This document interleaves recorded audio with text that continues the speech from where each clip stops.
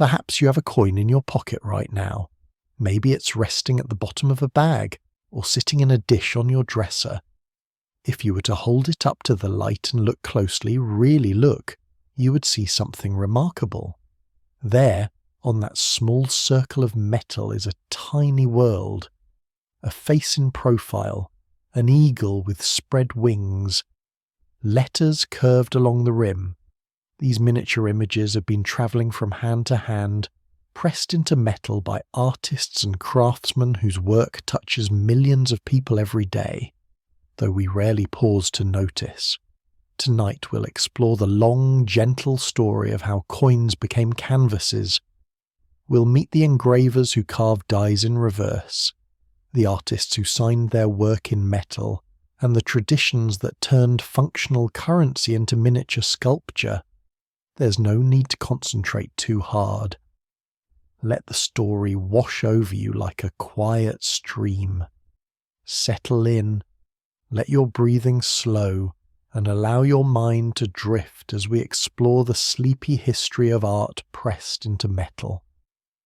Before coins bore images, before anyone thought to decorate the metal that changed hands in marketplaces and treasuries, there was simply weight. Pieces of precious metal passed from person to person, valued for their substance alone.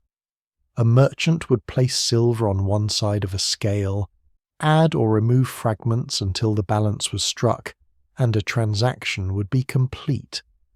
The metal itself was enough. It needed no ornament, no mark, no face gazing out from its surface. But metal is soft, at least the precious metals that served as money. Gold and silver and electrum, that natural alloy of the two, could be marked. And someone, somewhere in the ancient world, realized that a mark might be useful. If a piece of metal bore an official stamp, perhaps people wouldn't need to weigh it quite so carefully. Perhaps they could trust that the weight and purity had already been verified. This simple insight, this recognition that a mark could carry meaning, was the beginning of something that would transform mere metal into art. The first marks were modest. In Lydia, that prosperous kingdom on the western edge of Anatolia, sometime around 600 years before the Common Era, someone began stamping small lumps of electrum with simple designs. These were not elaborate images. A lion's head, rendered in a few bold strokes. Geometric patterns, squares within squares. Sometimes just a punch mark on the reverse, the impression left by the tool that held the metal steady while the design was struck onto the front. We don't know who made these first marks. No ancient text records the name of the first engraver, the first artist who thought to turn a functional stamp into something more. But we can imagine the moment. Picture a workshop in Sardis, the capital of Lydia.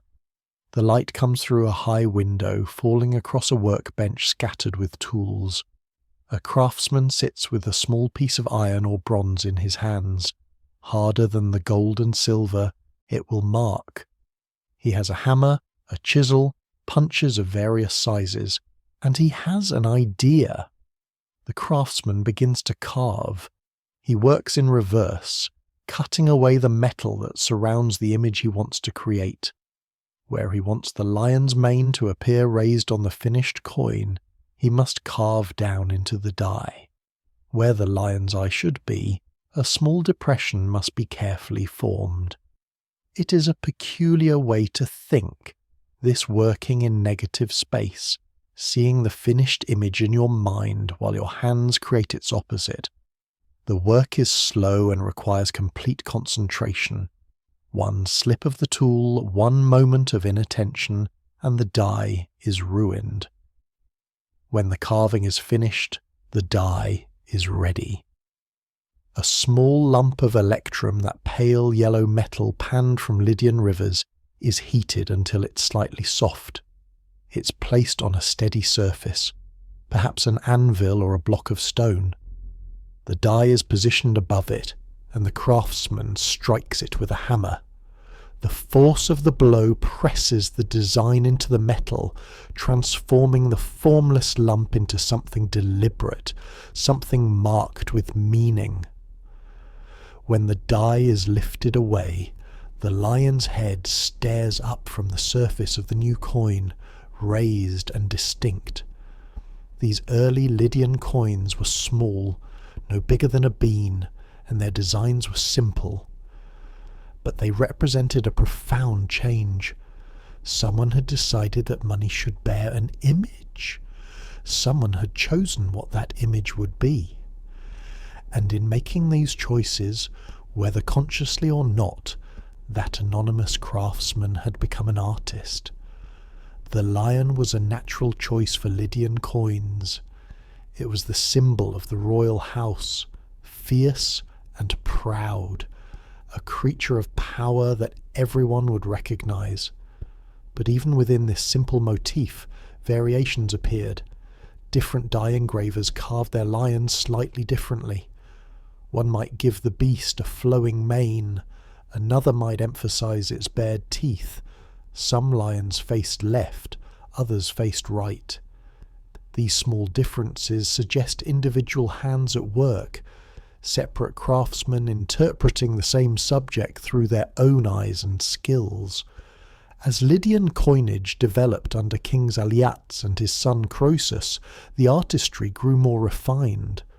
The lion became more naturalistic, its features more carefully rendered. Sometimes a lion faced a bull, the two animals in eternal confrontation on the surface of the metal. Sometimes a lion's head was shown in profile, with remarkable attention to the curve of the jaw, the texture of fur. These were not random decorations. They were deliberate aesthetic choices, evidence that the people making coins understood they were creating something that would be seen and judged. When Croesus introduced coins of pure gold and pure silver, separating the metals that nature had mingled, he continued the tradition of distinctive imagery. His coins bore the lion and bull together, facing each other across the small field of the metal. The designs were struck with care, the details sharp and clear. You could count the individual locks of the lion's mane. You could see the bull's powerful shoulders, the curve of its horns. For objects that would pass through thousands of hands, accumulating the wear of daily use, they began their lives as small marvels of precision. The technology spread outward from Lydia like ripples in still water. Greek cities, trading with Lydia and each other, began to mint their own coins. And with this proliferation of minting came an explosion of artistic possibility.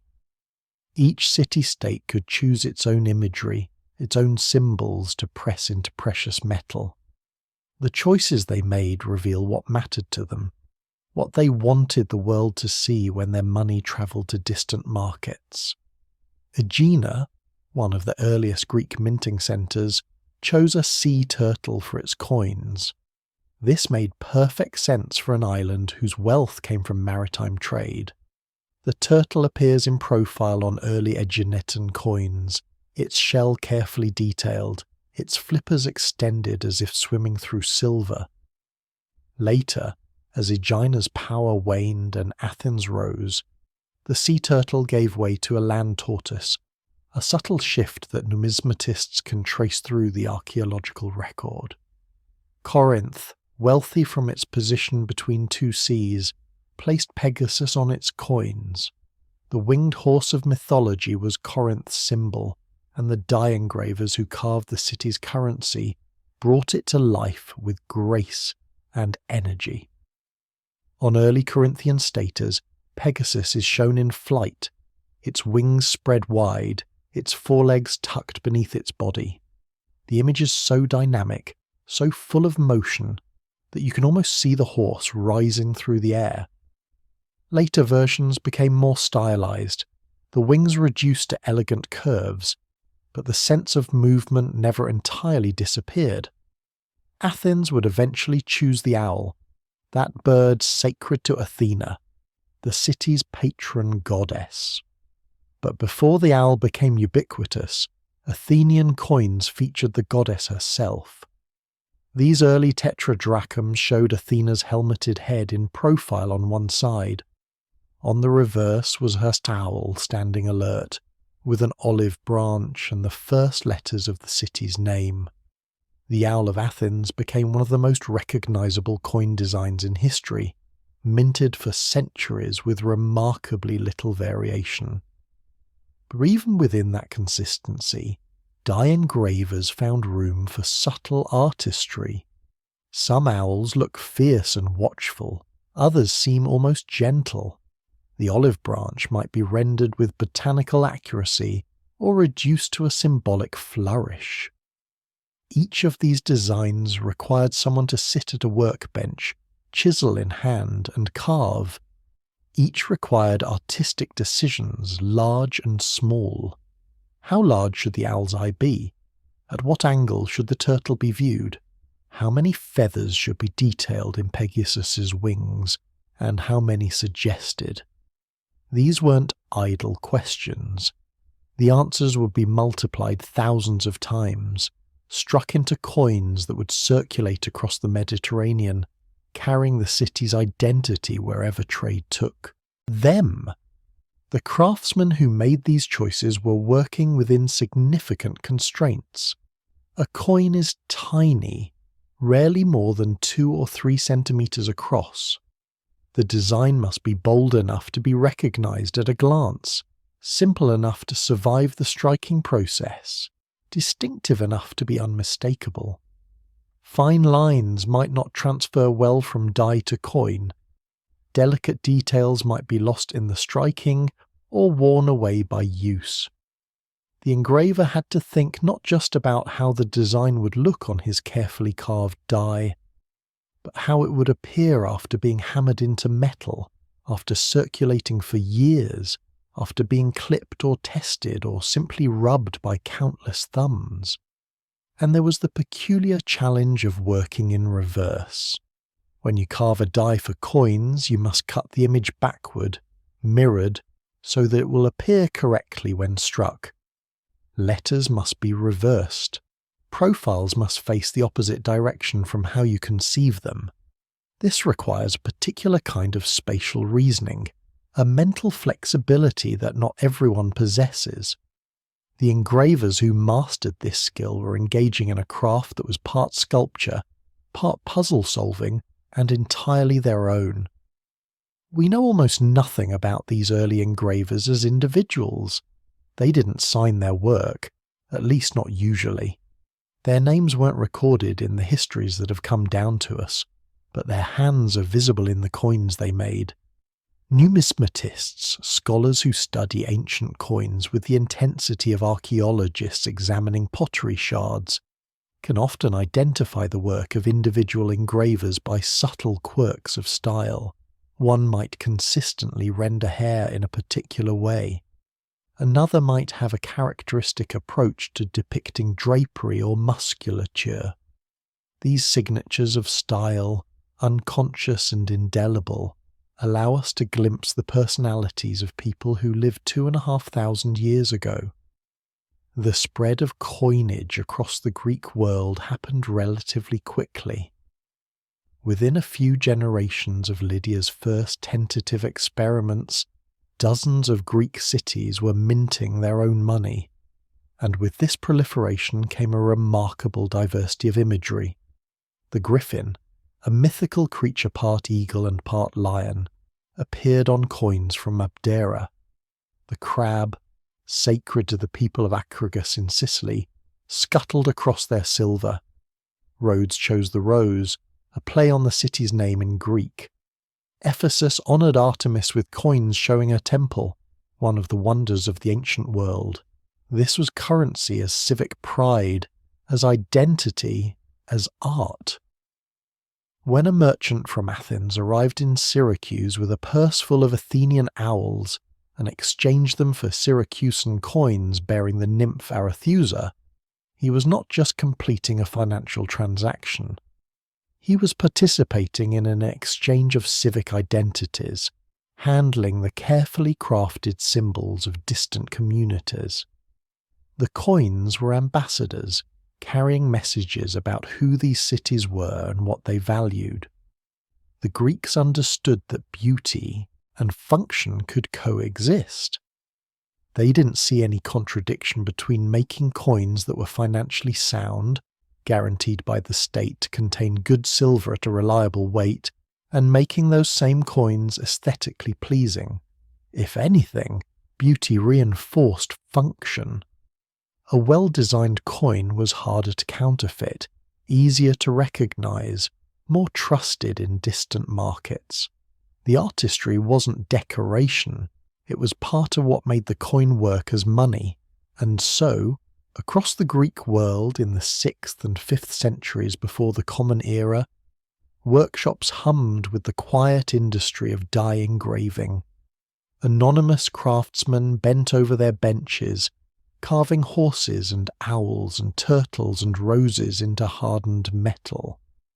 They worked slowly, carefully, knowing that their effort would be multiplied thousands of times. The dies they created would strike coins until they wore out, producing perhaps tens of thousands of pieces before the design became too shallow to leave a clear impression. And then new dies would be needed, new carvings, new opportunities for artistic choice. The moment of striking must have been satisfying. After all those hours of careful carving, the compression of the design from mine to metal to finished coin happened in an instant. The hammer falls, the die presses into the heated blank, and when it lifts away, there is the image, perfectly transferred, raised and sharp and ready to enter the world. Each coin was a small reproduction, a tiny sculpture born from the marriage of artistic vision and metal-working skill. These first artists of metal, these die engravers whose names we'll never know, created a tradition that would persist for millennia. They established conventions that would be followed and modified and reimagined through countless generations. The profile portrait, the standing figure, the sacred animal, the architectural element, all of these became standard features of coin design, templates that would be filled with infinite variations across the centuries to come, and they worked in a medium that was both permanent and ephemeral. Permanent because metal endures. Coins struck 2,500 years ago still exist, still show the marks of their makers' tools, still carry the images that craftsmen laboured to create. Ephemeral because coins circulate. They move from hand to hand, from city to city, wearing down slowly, accumulating scratches and dents, eventually melted down or lost. The artistry that began with such care gradually fades, worn away by the very use that gave coins their purpose. But in their moment of creation, fresh from the die, these early coins must have been beautiful. The silver gleaming, the design crisp and clear, every line exactly as the engraver intended. Someone, perhaps the craftsman himself, perhaps a mint official or even the ruler who commissioned the coinage, must have held that first strike and felt satisfaction. They had made something that was both useful and lovely, that would serve the city's economy and represent its identity. In that moment, commerce and art became one, pressed together in metal, inseparable as the image and the coin that bore it. The cities of Greece, having established the basic grammar of coin design, began to write poetry in metal.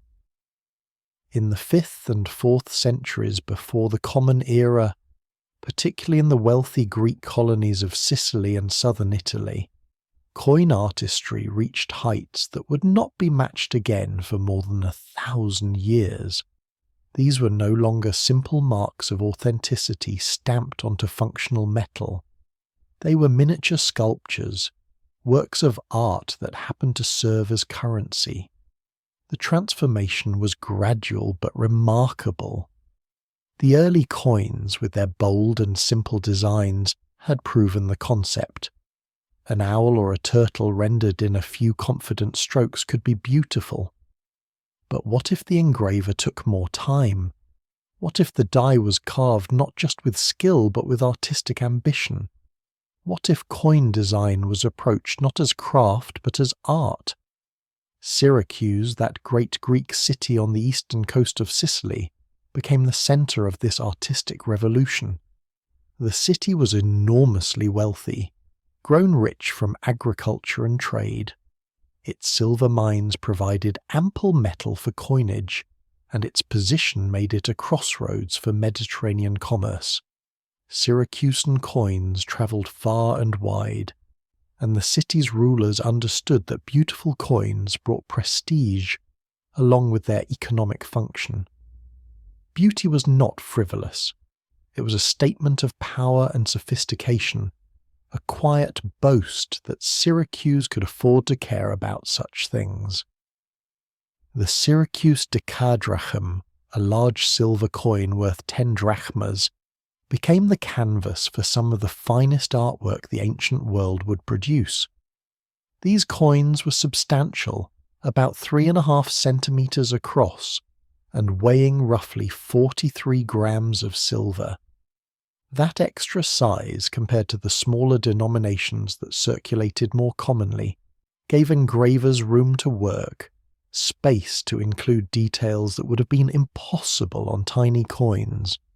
The most famous Syracuse decadrachms feature the head of the nymph Arethusa on one side. According to Greek mythology, Arethusa was a follower of Artemis who fled the unwanted advances of the river god Alpheus.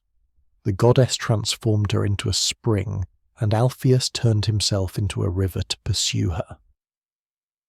The spring of Arethusa still flows in Syracuse, a freshwater fountain rising mysteriously in the midst of the salt sea. She was the perfect symbol for the city, beautiful and pure, a blessing from the gods. The artistic challenge was rendering this nymph's head with grace and life within the circular field of a coin. The engravers who took up this challenge created images that still take the breath away. Arethusa appears in profile, her hair elaborately styled, often adorned with a band or wreath. Dolphins, sacred to the city, swim around her head as if she were rising from the ocean. Each curl of her hair is individually rendered. You can see the gentle S-curve of her neck, the delicate line of her nose, the softness of her lips. Her eye, despite being in profile, seems to hold expression, a distant gaze that suggests both divinity and humanity. These were not generic faces, pretty but impersonal. The engravers gave Arethusa character, personality, individual beauty. Some versions show her with an almost archaic smile, lips curved in the manner of earlier Greek sculpture. Others present her more seriously, contemplative or serene. The dolphins around her head are equally varied. Sometimes they're shown in strict profile, sometimes at angles that suggest depth and movement. Their bodies curve around the field of the coin, filling the space with organic grace. On the reverse of these coins appeared a chariot, often shown in motion with 4 horses at full gallop. The charioteer stands balanced, reins in hand, the picture of controlled power. This image celebrated Syracuse's victories in the Olympic Games, where chariot racing was the most prestigious event. To win with a 4-horse chariot, a quadriga, was to achieve the highest glory. Syracusan tyrants and wealthy citizens competed at Olympia, and when they won, their city celebrated by commissioning beautiful coins that would broadcast the achievement across the Mediterranean. The level of detail in these chariot scenes is extraordinary. Each horse is individually characterized. You can see the muscles of their legs, the flying manes, the tension in their bodies as they race. The chariot wheels are rendered with care, each spoke visible. Sometimes a goddess, Nike, hovers above the scene, crowning the charioteer with a wreath. The ground beneath the horses is suggested by a simple line, an elegant economy that focuses attention on the action above it. What makes these coins truly remarkable is that some of them are signed. In the ancient world, most craftsmen remained anonymous. Even great sculptors and painters often went unnamed in the historical record, their work appreciated but their identities lost. But a handful of coin engravers signed their dies, carving their names in tiny letters somewhere in the design. This was unusual enough to be significant. These artists were proud of their work and wanted their names associated with it, and apparently the authorities who commissioned the coins agreed that the engravers' names added value rather than detracting from the state's authority. The name Kimon appears on some of the finest Syracuse decadrachms from the early 4th century before the Common Era. We know almost nothing about Kimon as a person. Was he Syracusan by birth, or an immigrant drawn by the city's wealth? Did he train in Sicily, or learn his craft elsewhere? These questions remain unanswered, but his signature, carved in letters so small you need to look carefully to find them, tells us he existed, and his coins, which survive in museums and private collections around the world, tell us he was a master. Kimon's Arethusa is particularly beautiful. Her face has a softness, an idealized grace that suggests divine perfection while maintaining human warmth. The dolphins around her head are exquisitely detailed, their bodies curved with anatomical accuracy. The whole design has a harmony, a balance, that makes the eye rest comfortably. Nothing feels forced or awkward. Every element relates to every other in a composition that seems inevitable, as though no other arrangement could possibly be right. Another signed engraver, Euainetos, worked in Syracuse around the same time. His style is slightly different from Kimon's, more dramatic perhaps, with stronger contrasts and bolder modelling. His Arethusa has a different character, more vivid, her features more sharply defined. The dolphins are larger, more prominent in the composition. Where Kimon created serene beauty, Euainetos created beauty with energy, with a kind of confident boldness. These individual styles matter. They tell us that dye engraving in classical Greece was not mechanical reproduction, but artistic creation. Different engravers approached the same subject with different sensibilities. They made choices, exercised judgment, expressed personal aesthetic preferences, and somehow the minting authorities of Syracuse recognized this and allowed it. They didn't demand absolute uniformity. They appreciated that artistic personality, far from undermining the currency, enhanced its prestige. The technical achievement represented by these coins is difficult to overstate. Remember that the engraver was working in reverse, carving intaglio into hardened steel or bronze. Every line had to be cut by hand, working in negative space, imagining how the raised design would appear when the die pressed into silver. The scale was tiny. Arethusa's eye might be only 2 or 3 millimeters across. Within that minuscule space, the engraver had to suggest eyelid, iris, the glint of light that makes an eye seem alive. One false move, one slip of the tool, and hours of work would be ruined. And consider the 3-dimensional thinking required. A coin is not a drawing on flat paper. It has depth, relief, shadows that change as you turn it in the light. The engraver had to understand how much metal to remove, how to create the subtle gradations of depth that would suggest volume and form when the design was struck. Deep cuts create high relief, more dramatic but also more prone to wear. Shallow cuts last longer but might lack impact. The best engravers found the balance, creating designs that were both beautiful and practical, suitable for the hard life of circulating currency. Some Syracuse coins attempted even more ambitious compositions.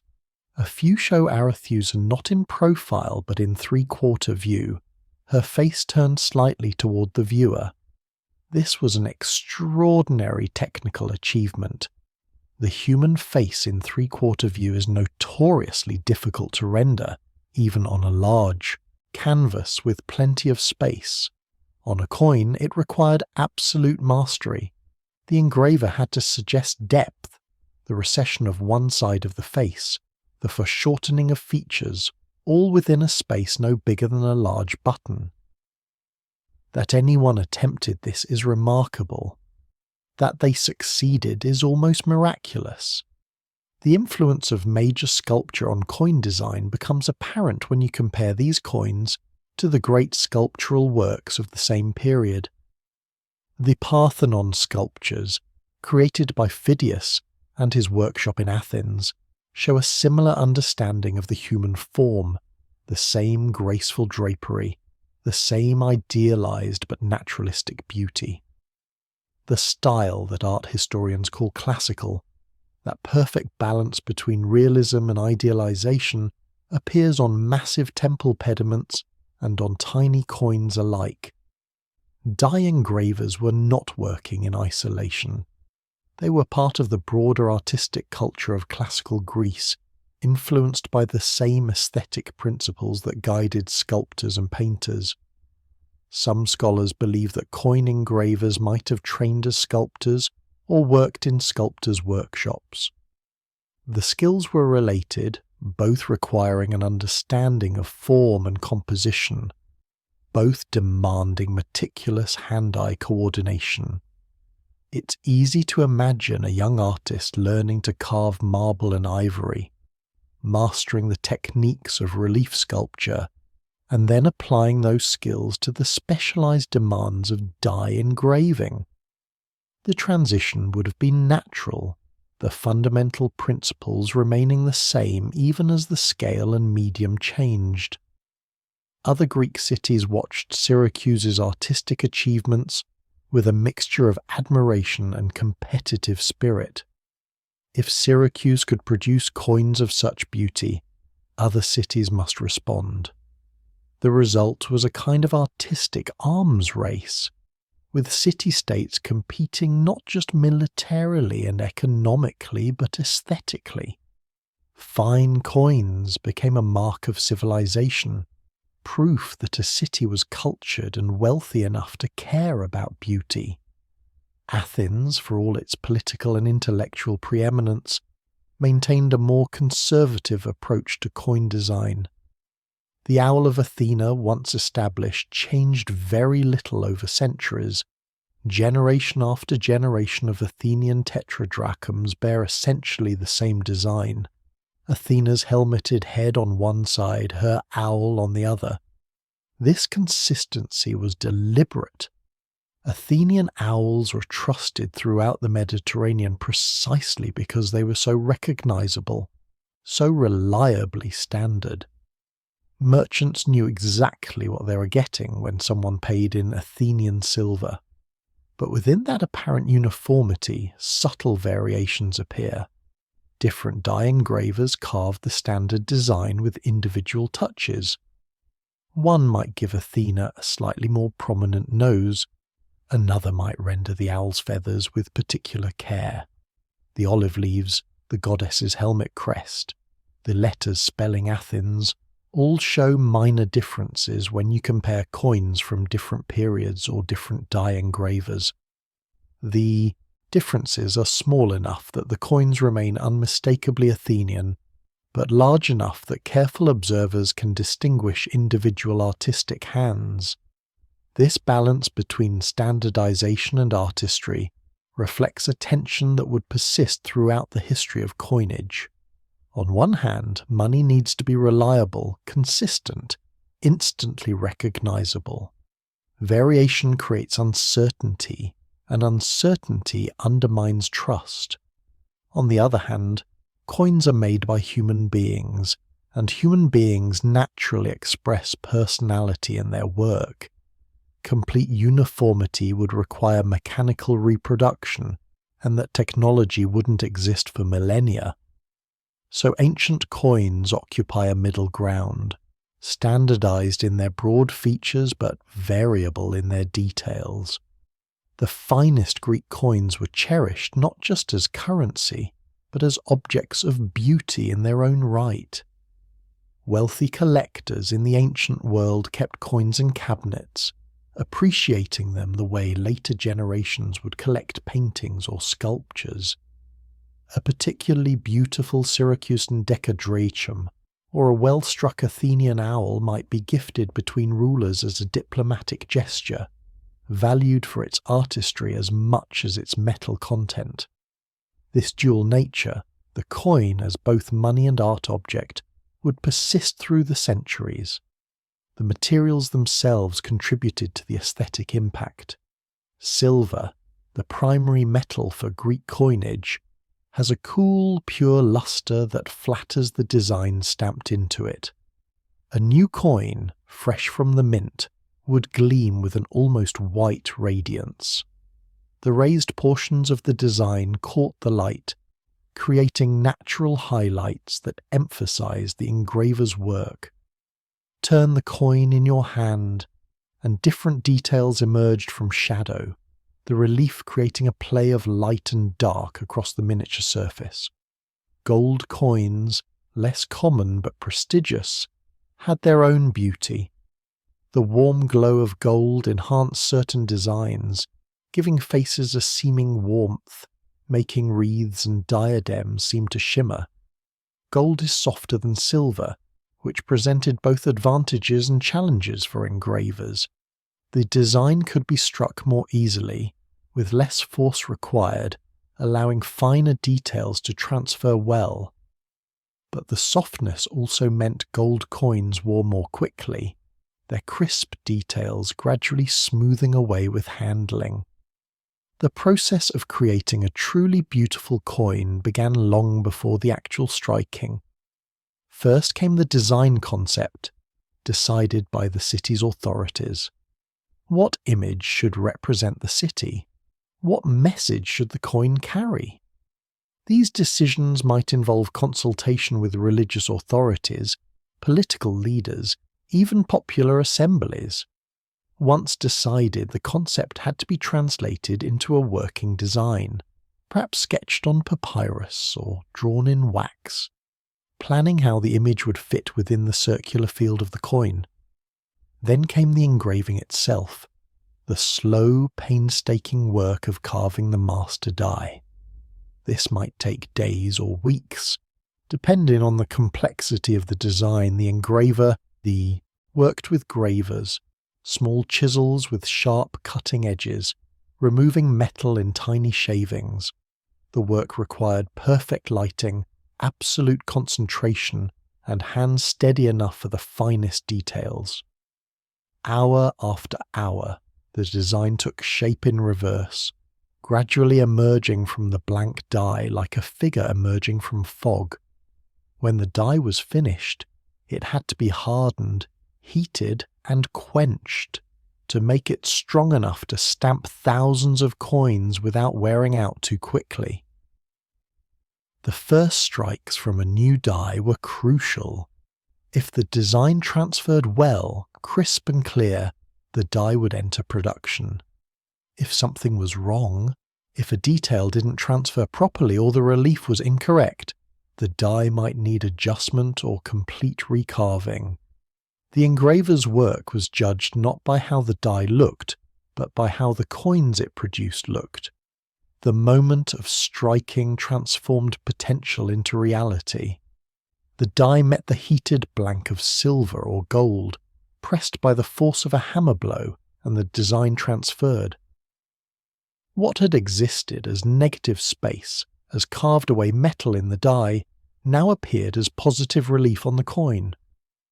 The nymph's face, carved down into the die, rose from the surface of the silver. The dolphins, cut into steel, swam through their metal sea. The transformation was instant, almost magical, the compression of artistic vision into physical form. The finest examples of Greek coin art survive to astonish us today. In museum cases and private collections, these tiny masterpieces still command attention. The silver may have toned to grey or developed a patina over the centuries. The details may be somewhat softened by 2,000 years of handling and burial, but the essential beauty remains: the grace of Arethusa's profile, the energy of racing chariots, the serene wisdom of Athena's gaze. They are, in the most literal sense, timeless, created for a moment but enduring through millennia. These coins represent something profound about human creativity. The artists who made them were working under considerable constraints. The medium was tiny and unforgiving. The designs had to serve practical purposes, facilitating commerce, representing civic identity, authenticating state authority. And yet, within these constraints, they created beauty. They proved that art could exist anywhere, even on objects as humble as pocket change. They demonstrated that the human impulse to make beautiful things could transform even the most mundane aspects of life. As you imagine these coins passing from hand to hand in ancient Syracuse, purchased perhaps in a fish market or given as wages to a mercenary soldier, think about the miracle of their existence. Someone cared enough to make them beautiful. Someone spent days carving tiny curls into a die, getting the angle of a dolphin's body just right, checking and rechecking the proportions of a face. And that care, that attention to beauty in small things, has reached across 2,500 years to touch us now. The coins themselves may be scattered across museums and collections worldwide, but the artistic vision that created them remains undimmed, preserved in silver, waiting for anyone who takes the time to look closely and appreciate what they see. While the Greeks perfected the art of mythological and symbolic imagery on their coins, a new power was rising in the West. Rome began as a modest city-state among many on the Italian peninsula, its early coins crude imitations of Greek models. But Rome had ambitions that extended far beyond Italy, and as its power grew, its coinage would develop in directions the Greeks had never imagined. The Romans would do something that Greek cities, for all their artistic achievement, had generally avoided. They would put human faces on their coins. Not mythological figures or symbolic representations, but actual people, individual Romans whose features could be recognized by anyone who had seen them. This was a radical departure from tradition. In the Greek world, living people rarely appeared on coins. The very idea seemed presumptuous, the kind of honour reserved for gods and heroes, not mortal men, no matter how powerful. Persian kings had placed their own images on coins, but the Greeks viewed this as evidence of Eastern despotism, the dangerous blurring of lines between human and divine. A proper Greek city honoured its gods and heroes on its coinage, not its politicians or generals. But Rome had different traditions, different sensibilities. As the Roman Republic expanded across the Mediterranean, absorbing Greek cities and Hellenistic kingdoms, Roman attitudes toward imagery and representation began to shift. Roman aristocrats competed fiercely for prestige and glory. They commissioned statues of themselves, displayed ancestral portraits in their homes, and sought every opportunity to broadcast their achievements. The coin, that small metal canvas travelling from hand to hand across the empire, must have seemed like an ideal medium for such self-promotion. The transformation happened gradually. Early Roman coins, those heavy bronze pieces from the 3rd and 2nd centuries before the Common Era, featured gods and personifications just as Greek coins did.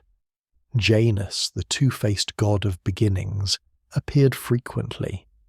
Roma, the divine personification of the city, gazed from silver denarii. The Dioscuri, those twins borrowed from Greek mythology, rode their horses across countless coins. These were safe, traditional choices that honoured the gods without raising uncomfortable questions about mortal ambition. But in the 1st century before the Common Era, as the Roman Republic entered its final, chaotic decades, coins began to feature historical Romans. Not yet living ones, but ancestors, heroes from Rome's past whose descendants now held power. A coin might bear the portrait of an earlier consul or general, identified by inscription, honouring both the historical figure and his living descendant who had arranged for the coin to be minted. These were still portraits of the dead, separated from the present by generations, but they established an important precedent. Roman faces belonged on Roman coins. The final barrier fell with Julius Caesar. In 44 before the Common Era, coins were issued bearing Caesar's portrait during his lifetime. This was unprecedented for Rome, a breaking of long-held taboos. But Caesar had accumulated such power, achieved such military glory, that he could afford to break rules others dared not touch. He had conquered Gaul, invaded Britain, crossed the Rubicon, defeated his rivals in civil war, and made himself dictator. If anyone could claim the honour of appearing on coins while still breathing, it was Caesar. The portrait shows a lean face in profile, the traditional orientation for coin portraiture. Caesar's features are distinctive, recognizable. The sharp nose, the receding hairline, the prominent cheekbones. He wears a laurel wreath, that crown of victory awarded to triumphant generals.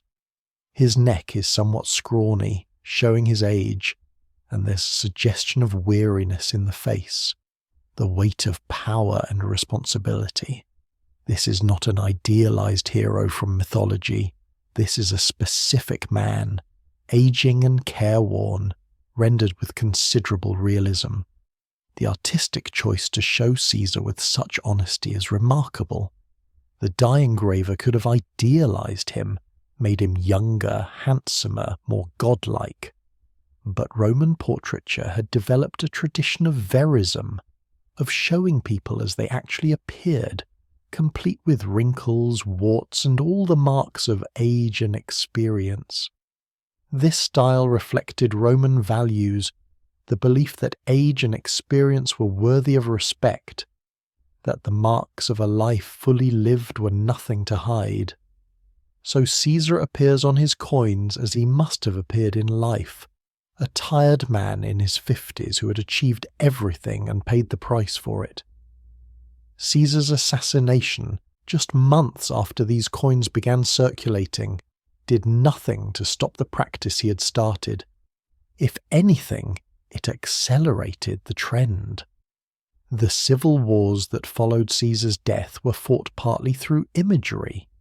Caesar's heir, the young Octavian who had become Augustus, used coins to broadcast his connection to his adoptive father and to promote his own image.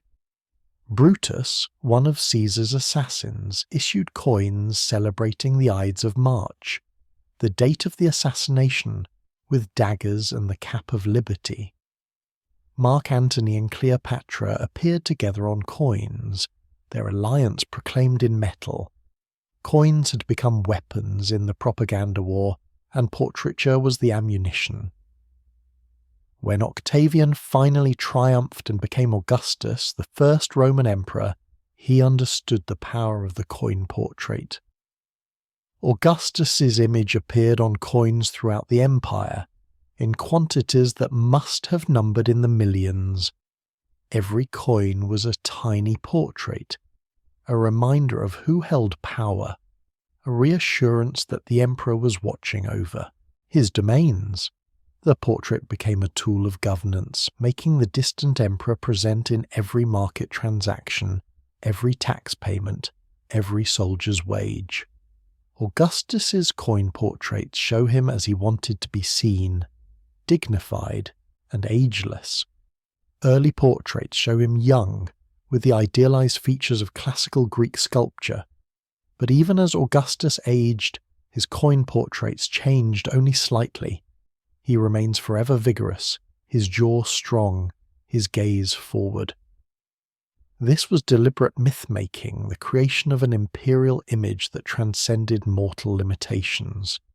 Augustus the man might age and weaken, but Augustus the emperor, the Augustus on the coins, remained eternally confident and capable. The artistry of Augustan coinage reached a high level, worthy of the Greek traditions Rome had inherited. The portraits were finely engraved, with careful attention to the modelling of the face, the texture of hair, the drape of imperial robes or military armour. Die engravers working for Augustus had to be skilled, capable of reproducing the emperor's official likeness across thousands of dies. There must have been approved models, perhaps portrait busts that travelled to various mints showing exactly how the emperor should appear. Local engravers would copy these models, adapting them to their own hands and styles while maintaining overall consistency. The reverse sides of imperial coins became spaces for messaging, for celebrating achievements and making promises. Augustus's coins showed temples he had built, altars he had dedicated, victories he had won. They proclaimed him as restorer of peace after decades of civil war. They showed symbols of prosperity, cornucopias overflowing with grain, goddesses of abundance and fortune. Every coin was a tiny billboard, carrying messages that reinforced the emperor's authority and benevolence. Subsequent emperors followed Augustus's example, each putting his own face on the coinage, each using the reverse to broadcast selected messages. Tiberius, Augustus's successor, appears on coins as severe and austere, reflecting his actual personality. His portraits show deep-set eyes, a strong jaw, an impression of intelligence and reserve. Claudius, often mocked by historians for his physical infirmities, appears on coins looking dignified and capable, any hint of weakness carefully minimized. Nero, young when he became emperor, shows up on early coins with an almost boyish face, curly hair, and a slightly dreamy expression. Later Neronian portraits become heavier, more dissolute, perhaps reflecting the emperor's actual appearance as years of excess took their toll. The question of how truthfully to portray emperors must have troubled die engravers. Some emperors were handsome by conventional standards, easy subjects for flattering portraiture. Others were less blessed by nature, and a few, like Vespasian, seem to have preferred realistic portraits that made no attempt to beautify. Vespasian, who became emperor after the chaos of 69, the year of 4 emperors, appears on coins with a blunt, plain face, the face of a practical soldier rather than an aristocratic dandy. His portraits show receding hair, prominent ears, laugh lines around the eyes. He looks like someone's tough but good-natured uncle, approachable and human.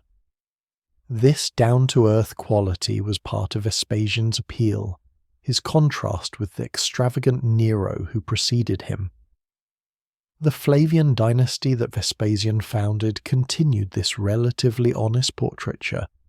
His son Titus appears young and pleasant, with curly hair and regular features. Titus's younger brother Domitian, who became emperor after Titus died, shows up on coins looking distinctly less attractive, with a heavy face and rather cold expression. Whether this reflects Domitian's actual appearance or the die engraver's subtle commentary on an increasingly tyrannical ruler is impossible to say. But the portraits carry a weight of personality, a sense that these were real people, not idealized symbols. The 2nd century brought a succession of capable emperors, and their coin portraits reflect the stability of the age. Trajan appears as the ideal soldier emperor, strong-featured and determined. Hadrian, his successor, shows up on coins with his distinctive beard, the first Roman emperor to wear one, perhaps covering skin problems or simply following Greek fashion. Hadrian was a Philhellene, a lover of Greek culture, and his bearded portrait on coins announced this affiliation to anyone who looked. The beard became a fashion among subsequent emperors, visible evidence of Hadrian's influence. Empresses and other imperial family members also appeared on coins, though less frequently than emperors themselves. These portraits are particularly interesting because they show us the faces of women who wielded considerable influence, but whose likenesses might otherwise have been lost. Livia, Augustus's wife, appears on coins looking serene and dignified, her hair elaborately styled in the fashion of the time. Agrippina, mother of Nero, shows up on coins next to her son when he was young, her portrait equal in size to his, a visual representation of her power over him. Later, when Nero had her killed, her image vanished from the coinage. Faustina, wife of the Emperor Antoninus Pius, appears on many coins, her portrait showing a woman of considerable beauty. When she died, Antoninus grieved deeply and issued memorial coins in her honour, showing her portrait with inscriptions celebrating her memory. These memorial issues continued for years, keeping Faustina's image in circulation long after her death. Their touching evidence of personal affection expressed through official coinage, the emperor's private grief made public through the coins that passed through millions of hands. The artistic quality of 2nd century imperial coinage was generally high. Die engravers had refined their techniques over generations, learning how to capture personality and likeness within the constraints of the medium. The portraits show sophisticated understanding of how to suggest three-dimensionality, how to use the raised relief of the coin to create the illusion of real faces turned in space. Light falling across these coins creates natural shadows, making noses project, eyes recede, cheekbones catch the light. The engravers understood these effects and carved their dies accordingly. But coinage, like everything else in the empire, was affected by political and economic circumstances. The 3rd century brought crisis, a cascade of civil wars, foreign invasions, and economic disruption. Emperors rose and fell with bewildering speed, some ruling for just months before being murdered or defeated. The need to pay armies, defend frontiers, and maintain the machinery of government strained the treasury beyond its capacity. The response, as we've seen in earlier chapters, was debasement, stretching the precious metal content of coins by mixing in cheaper metals. Debasement had artistic consequences. As silver content declined, the metal became harder to work with, less responsive to the dye. The Bilan coins of the later 3rd century, silver-washed bronze that pretended to be silver, didn't take impressions as crisply. Details that would have been sharp on good silver became mushy and indistinct. Portraits that might have been carefully rendered came out coarse and crude. The economic crisis was visible in the declining artistry of the coinage. Moreover, the rapid succession of emperors meant that die engravers had to work quickly, producing portraits of rulers who might not survive the year. There was less time for careful craftsmanship, less incentive to create masterpieces when the subject might be dead before the coins were widely distributed. Some 3rd century portraits are perfunctory at best, generic faces that could belong to almost anyone, distinguished only by their inscriptions. The personal, individualized portraiture of earlier centuries gave way to something more formulaic and rushed. Yet even in this troubled period, some fine work appears. Certain emperors, particularly those who ruled long enough to establish themselves, received portraits of real quality. Philip the Arab, who became emperor in 244, appears on coins with a distinctive face, broad and somewhat exotic-looking, reflecting his Syrian origins. His portraits show technical skill, even if the metal they are struck in is compromised. The artistic tradition was battered but not broken. Provincial mints added another layer of variation to Roman coin portraiture.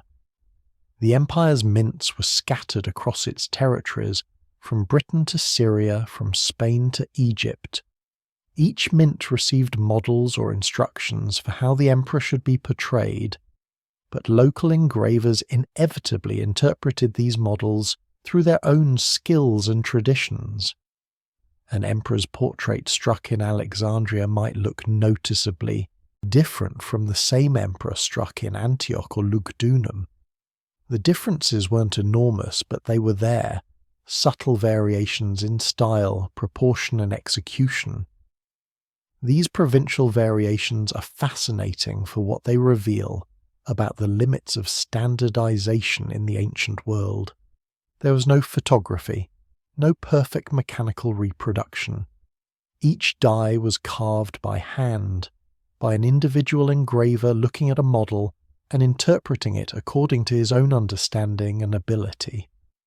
Some provincial engravers were highly skilled, producing portraits that rivaled or even surpassed the work of the main Roman mint. Others were less talented, their portraits crude or awkward. But all of them were trying to represent the emperor, to create a recognizable likeness that would circulate with official authority. The imperial portrait on a coin served multiple purposes simultaneously. It authenticated the coin, assuring users that this was official money backed by the state. It proclaimed who ruled, making the emperor's identity clear even in remote provinces where most people would never see him in person. It created a sense of personal connection between ruler and subjects, even if that connection was illusory. And it projected an image, carefully crafted, of how the emperor wished to be perceived. This last function, image-making, was crucial. Emperors understood that perception mattered. A portrait that made the emperor look weak or foolish undermined his authority. A portrait that made him look strong, wise, and benevolent reinforced it. So the portraits on imperial coinage were never neutral. They were always making arguments, always presenting the emperor in the best possible light, or at least in the light he preferred. Young emperors might be shown older to suggest maturity. Old emperors might be shown younger to suggest vigour. Weak chins could be strengthened, weak eyes made piercing, all through the subtle manipulations available to a skilled die engraver. But there were limits to what could be achieved. If an emperor was widely known to be bald, showing him with a full head of hair would be obviously false. If he had a prominent nose, trying to minimize it too much might make the portrait unrecognizable.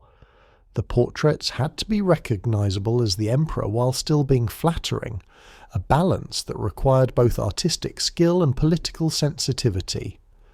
When you hold a Roman coin bearing an imperial portrait, you're holding a piece of propaganda, certainly.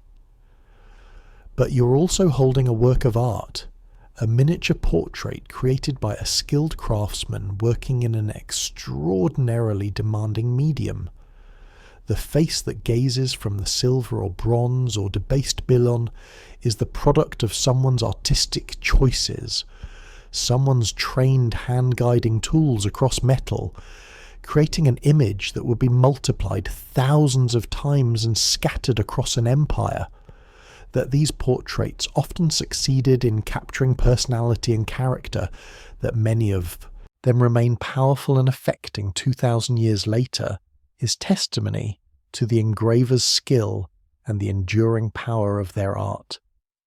As the 3rd century gave way to the 4th, as the empire was reorganized under Diocletian and Constantine, coin portraiture would change again.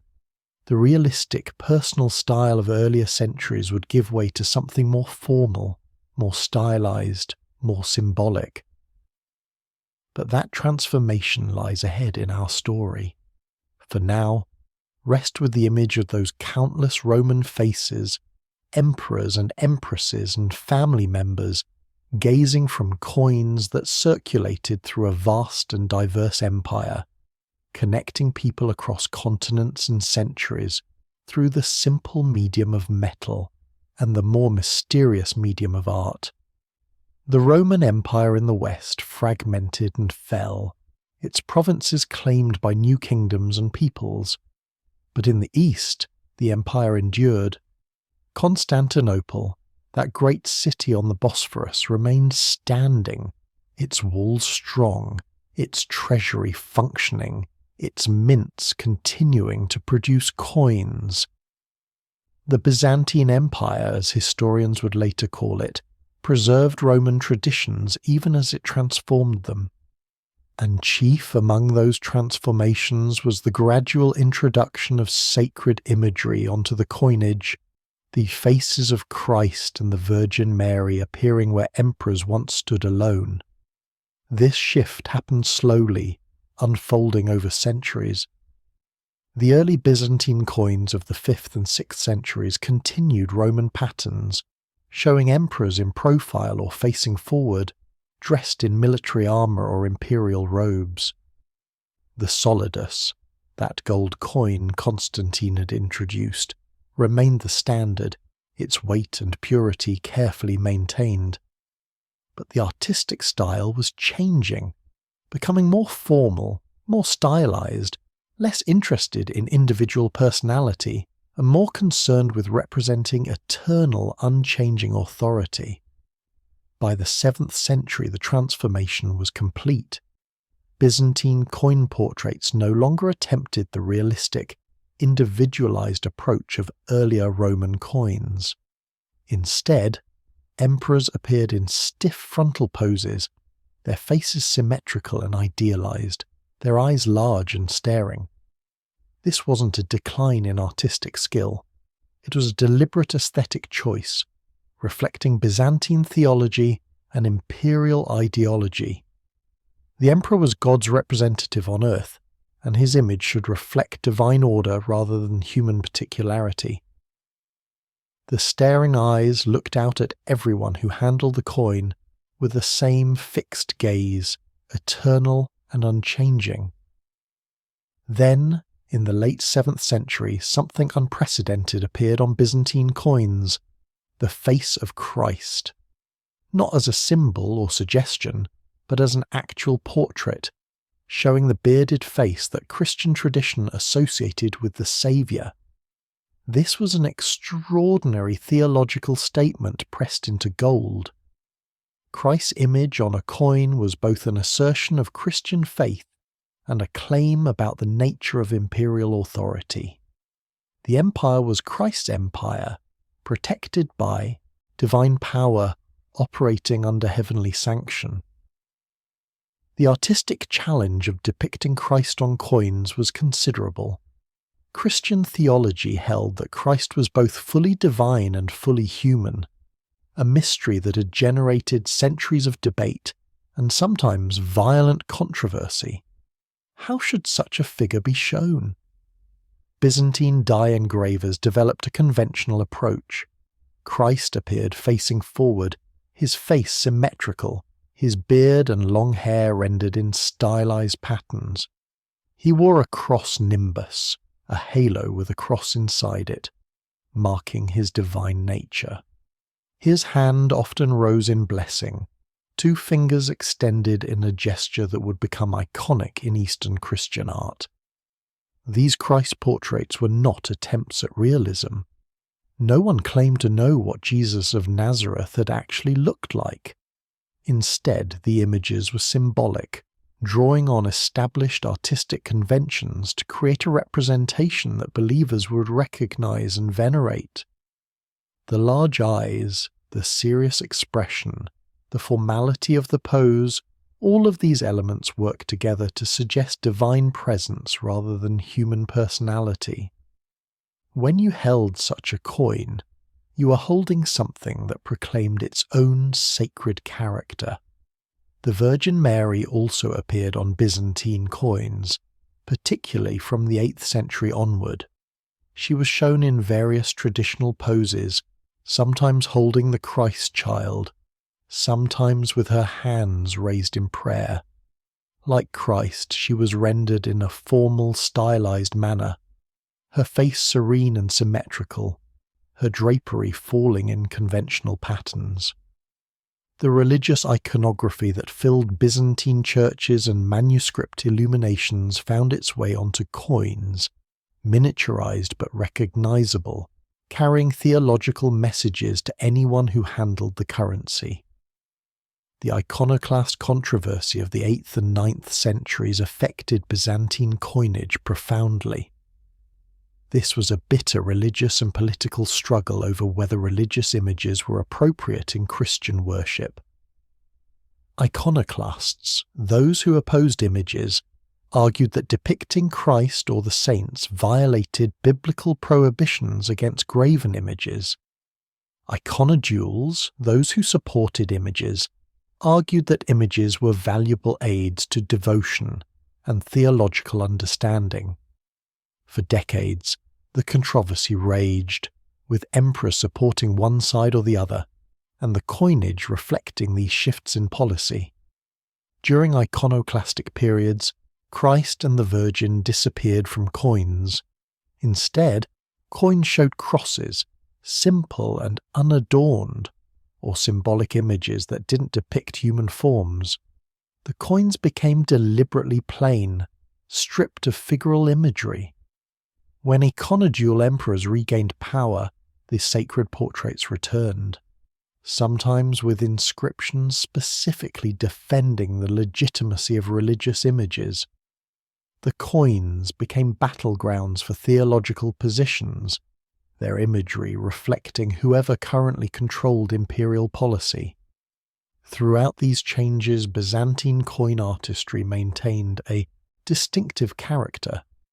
The style was formal and hieratic, concerned with symbolic communication rather than naturalistic representation. Colours didn't exist on coins, of course, but the gold itself provided a kind of holy radiance, the metal's warm glow suggesting heavenly light. A Byzantine solidus, fresh from the mint, must have seemed to shine with an almost supernatural quality, these sacred images gleaming in precious metal.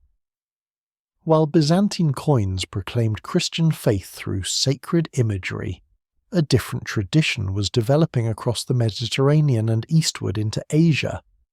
Islamic civilization, which burst from Arabia in the 7th century and rapidly conquered vast territories, needed its own currency.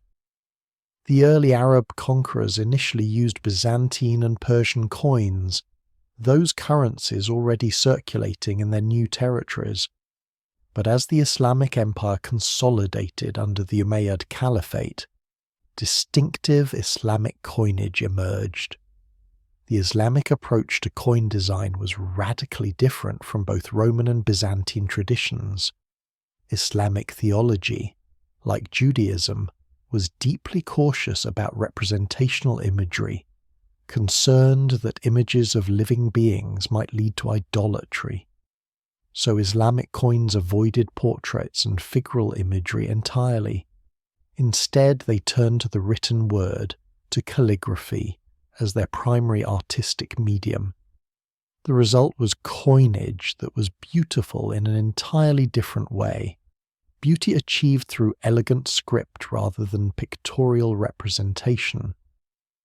The gold dinar and silver dirham introduced by the Umayyad Caliph Abd al-Malik in 696 and 697 established the pattern. Both sides of the coins bore inscriptions in Arabic, typically including Quranic verses or declarations of faith. The Shahada, the Islamic profession of faith, often appeared, proclaiming that there is no God but God, and Muhammad is his messenger. Other inscriptions might give the date, the mint location, or verses praising God's attributes. The artistry lay in how these words were written. Arabic script is inherently beautiful, its letters flowing and connecting in graceful curves. Different calligraphic styles, each with its own aesthetic character, developed over the centuries.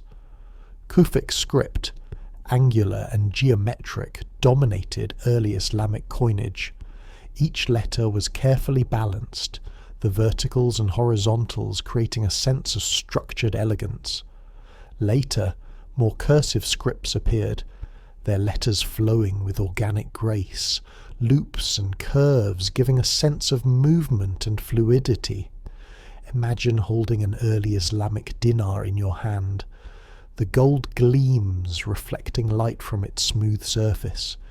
Instead of a face or figure, you see lines of text, the Arabic letters marching across the coin's field in careful ranks. If you could read Arabic, you would find verses of profound theological significance. But even without reading the language, you could appreciate the aesthetic achievement, the way the letters relate to each other, the balance and proportion of the overall composition. This is calligraphy as miniature art, each coin a tiny manuscript page executed in precious metal. The Islamic prohibition on images meant that coin designers had to find beauty through purely abstract means, through the arrangement of letters, the choice of script styles, the precise spacing and sizing of text. Within these constraints, Islamic die engravers created coins of remarkable sophistication. The best examples show exquisite attention to detail, with letters perfectly formed, spacing carefully judged, the overall effect harmonious and pleasing to the eye. This tradition persisted across centuries and across the vast Islamic world. From Spain to Central Asia, from North Africa to India, Islamic coins bore calligraphic inscriptions. Regional variations appeared, different dynasties using slightly different formulas or script styles. But the fundamental approach remained consistent. Words, not images, carried the aesthetic and symbolic content of the coinage. The contrast with Christian coinage, with its faces and figures, could hardly have been more striking.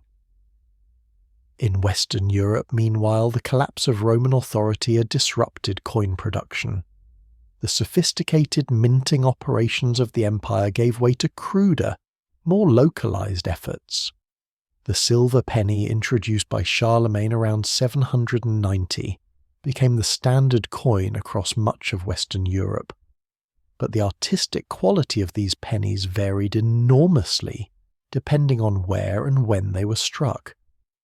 Early medieval pennies from the 7th, 8th and 9th centuries often show a decline in artistic quality compared to late Roman coinage.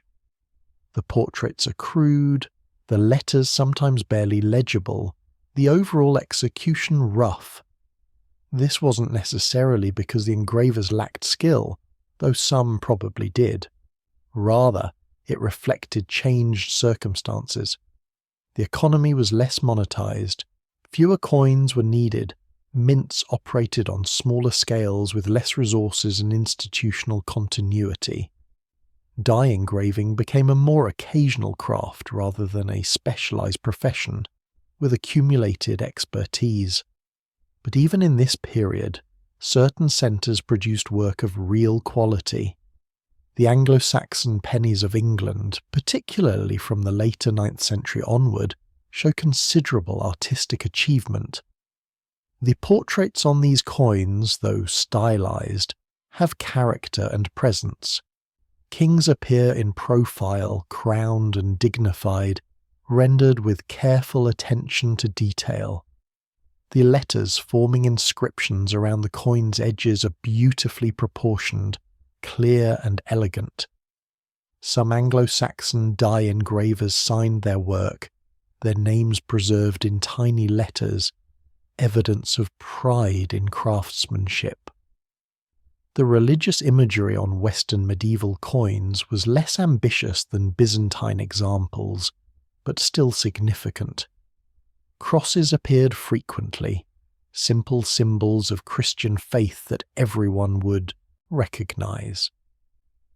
Some coins showed churches or cathedrals in schematic form, architectural symbols of spiritual authority.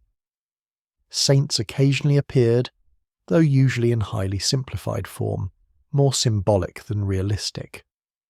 The overall effect was more decorative than devotional, religious symbols serving partly as design elements and partly as assertions of Christian identity. Carolingian coins, those struck under Charlemagne and his successors, show an attempt at artistic revival, a conscious effort to recapture something of Roman sophistication. Charlemagne himself appears on some coins, his profile rendered with more attention than was common in the period. Temples or Palatine chapels appear on reverses, their classical architecture shown in simplified but recognizable form. The inscriptions use Roman capitals, those clear, dignified letters that proclaimed connection to the imperial past. These were coins that announced ambitions, the Carolingian dream of renewing the Western Roman Empire. The Italian city-states of the later medieval period produced coins that blended religious imagery with civic pride. The Florentine florin, introduced in 1252, showed the fleur-de-lis on one side and St. John the Baptist on the other. John was Florence's patron saint, and his image on the city's most important coin proclaimed both religious devotion and local identity. The portrait was simplified, almost iconic, but recognizable. He stands in frontal pose, one hand raised in blessing, a banner or cross in his other hand, his garments falling in stylized folds. The Venetian grosso, and later the ducat, showed St. Mark, Venice's patron, in a distinctive scene. The Doge of Venice kneels before the saint, receiving a banner, a visual representation of the relationship between earthly and divine authority. This wasn't portraiture in any realistic sense.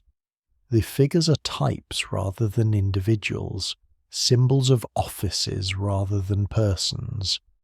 But the composition has grace and clarity. The relationship between the two figures immediately understandable even without knowing the specific iconography. These Italian coins represented a new sophistication in Western European coinage, a recovery of artistic ambition after centuries of relative decline. The engravers who created them were drawing on both religious artistic traditions, the manuscript illuminations and altarpieces they saw in churches, and on the classical heritage that Italy particularly preserved. The result was coinage that served both practical commercial functions and carried aesthetic and symbolic weight. Throughout the medieval period, whether in Byzantium or the Islamic world or Western Europe, coins bore the weight of religious meaning. They weren't simply secular instruments of commerce. They proclaimed faith, honoured divine and saintly figures, and asserted the sacred character of authority. A Christian in Constantinople handling a solidus with Christ's face, a Muslim in Cairo receiving a dinar inscribed with Quranic verses, a pilgrim in Rome given change including a papal coin with St. Peter. Each was participating in a monetary system that was simultaneously economic and religious, practical and sacred. The artistry required for religious coin imagery was different from what earlier Roman portraiture had demanded. Instead of capturing individual personality, the goal was representing timeless universal truths. The Byzantine Christ didn't need to look like a specific person. He needed to look like the Lord, instantly recognizable through established iconographic conventions. Islamic calligraphy didn't need to vary from coin to coin. It needed to present sacred text with beauty and dignity, worthy of its divine source. Western saints needed to be identifiable through attributes and poses, their sanctity visible in their stylized forms. In each tradition, dye engravers developed skills suited to their particular requirements. Byzantine engravers learned to create those large, staring eyes, to balance frontal compositions, to suggest divinity through formal symmetry. Islamic calligraphers mastered the art of fitting text elegantly within circular fields, choosing letter sizes and styles that created harmonious compositions. Western engravers learned the vocabulary of Christian symbolism, the attributes of saints, the conventional ways of showing sacred figures within the tiny space of a coin. As you imagine these medieval coins passing from hand to hand, used in markets and treasuries, given as gifts and collected as taxes, consider their dual nature. They were money, certainly, valued for their metal content and their ability to facilitate exchange. But they were also something more, carriers of sacred imagery, objects that proclaimed faith and connected their users to traditions larger than themselves. The artistry that made them beautiful was inseparable from the religious meaning they carried. The aesthetic and the spiritual merged in metal, circulating through societies where such distinctions would have seemed strange and artificial. The medieval world, with its stylized saints and sacred symbols, gradually gave way to something new. In Italy, particularly in the prosperous city-states of Florence, Venice and Milan, a cultural transformation was underway.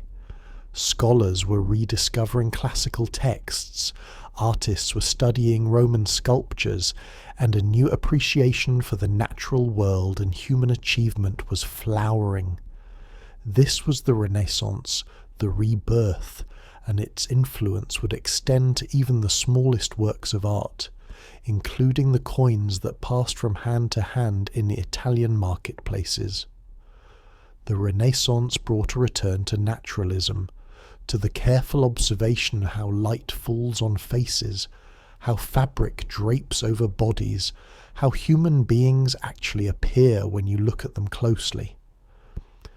The stylized, symbolic art of the medieval period, beautiful in its own way, began to seem old-fashioned to artists trained in the new methods. Painters and sculptors were learning perspective, anatomy, the techniques for creating the illusion of three-dimensional space on flat surfaces. These same principles could be applied, with appropriate modifications, to the art of coin engraving. The Italian city-states were wealthy, grown rich from trade and banking, and they competed with each other in matters of culture and prestige just as fiercely as they competed commercially and militarily. A beautiful coin was not merely currency. It was a statement about the city that produced it, evidence of sophistication and artistic patronage. When Florentine florins and Venetian ducats circulated across Europe and beyond, they carried with them an impression of Italian refinement, Italian artistry, Italian excellence. The cities understood this and invested accordingly in the quality of their coinage. The portraits on Renaissance coins began to show real individuality again, something that had been largely absent from Western coinage since late Roman times. The images were still idealized to some degree, but they attempted to capture actual features, recognizable faces rather than generic types. When a duke or doge appeared on a coin, the portrait tried to show what he actually looked like: his particular nose, his distinctive hairline, the shape of his jaw.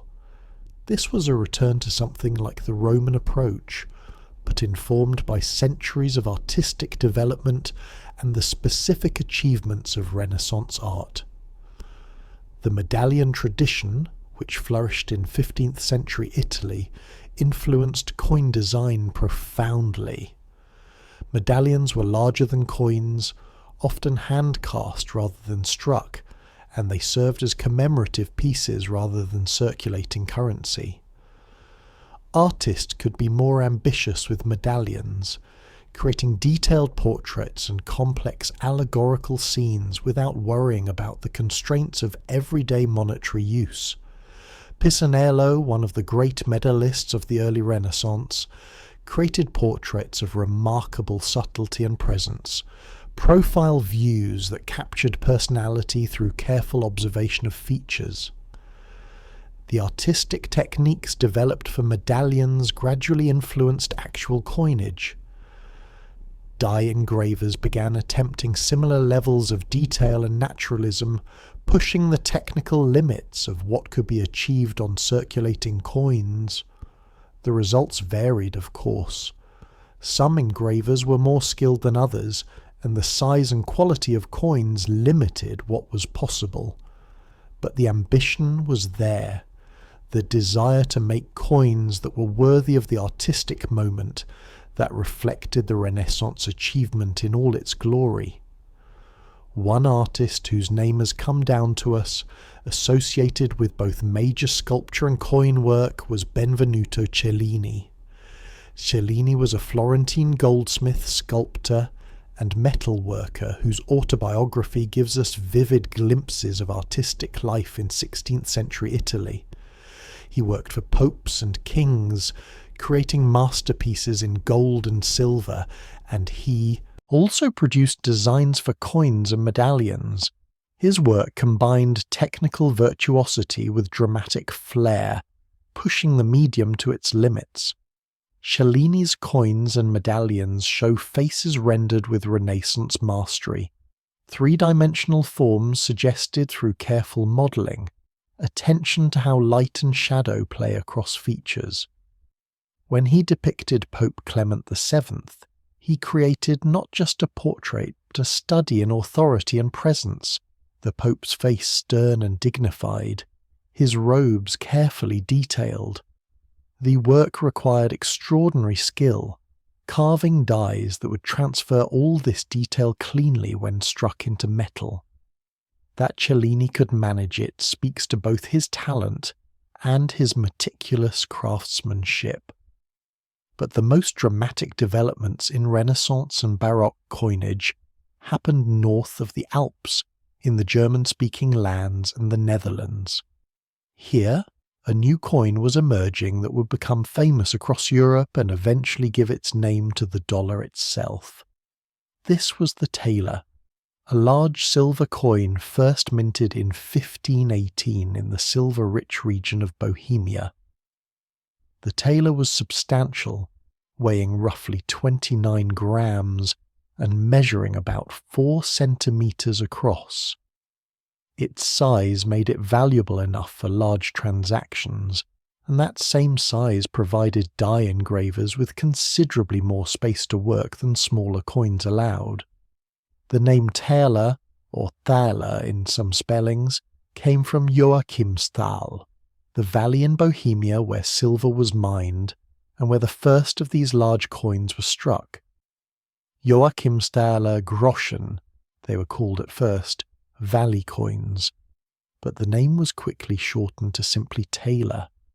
The coin was an immediate success, widely accepted in trade, and soon other German states and principalities were minting their own versions.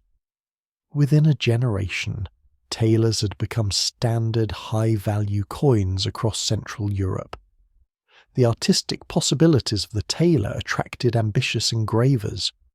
On a coin this large, you could include far more detail than was feasible on smaller denominations.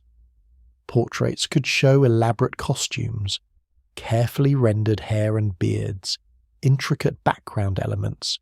Reverse designs could include complex heraldic compositions, architectural views, even narrative scenes. The taler became a showcase for numismatic art, each issuing authority trying to create coins that would impress and be remembered. German talers from the 16th and 17th centuries show remarkable variety and often remarkable quality. The portraits on these coins are frequently superb, showing rulers in three-quarter or even full-face view, with attention to costume and detail that approaches miniature painting. You can see the texture of fur trim-on robes, the individual links of chains worn as insignia of knightly orders, the precise arrangement of hair and beards. These are not idealized types. They are specific people, rendered with the observational precision that Renaissance and Baroque art demanded. The introduction of mechanical coin production enhanced what engravers could achieve. For millennia, coins had been struck by hand, a blank piece of metal placed between two dies and hit with a hammer. This method worked but had limitations. The force of the blow wasn't always consistent, which could lead to weakly struck coins where details didn't transfer fully, and the dies wore out relatively quickly under the impact of repeated hammer blows. Around the middle of the 16th century, a new technology emerged that would transform coin production. The screw press, adapted from printing presses and other industrial uses, brought mechanical force to bear on coin striking. The principle was simple but effective. The upper die was attached to a heavy screw that could be turned by long arms. Workers would pull on these arms, spinning the screw, which would drive the die down onto the metal blank with tremendous even pressure. The force was greater and more consistent than any hammer blow, and it could be controlled precisely. The screw press made it possible to strike coins with deeper relief and finer detail. The even pressure ensured that every part of the design transferred cleanly from die to metal. Engravers could now include details they never could have achieved with hand striking, confident that the screw press would capture everything they carved. The technology spread gradually across Europe, adopted first by major mints and eventually becoming standard. By the middle of the 17th century, the era of hammer-struck coins was ending, replaced by the mechanical efficiency of the screw press. The artistic impact of this technological change was significant. Coins could now have more elaborate designs, with multiple layers of relief, fine lines, detailed textures. The screw press also allowed for larger coins to be struck more easily. Massive commemorative pieces, sometimes weighing several ounces of silver or gold, could be produced, their surfaces covered with intricate imagery that would have been nearly impossible to strike by hand. One of the most famous coins to benefit from improved production technology was the Maria Theresa taler, first minted in 1741. Maria Theresa was Archduchess of Austria and Queen of Hungary and Bohemia, and her portrait appeared on this large silver coin with considerable dignity and presence. She is shown in profile, wearing an elaborate gown, her hair styled in the fashion of the time, a crown on her head. The engraving is detailed and careful, capturing her features with a combination of realism and appropriate flattery. On the reverse, the Austrian double-headed eagle spreads its wings, surrounded by heraldic devices and inscriptions. The Maria Theresa taler became one of the most successful trade coins in history, accepted across the Middle East and East Africa long after Maria Theresa herself had died. The coin was restruck continuously, always bearing the date 1780, frozen in time even as decades passed.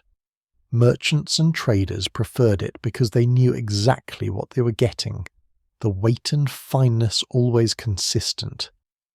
But surely the coin's artistic quality contributed to its success. This was a handsome, dignified piece of money, the portrait suggesting stability and reliability, the whole design conveying an impression of imperial authority and commercial trustworthiness. French coinage under Louis XIV exemplified Baroque coin artistry at its most ambitious. Louis, the Sun King, understood the power of visual propaganda. His reign saw an explosion of artistic production meant to glorify the monarchy and the French state. Palaces were built, gardens designed, sculptures commissioned, and paintings created, all celebrating Louis and his achievements. Coins were part of this broader program of magnificence.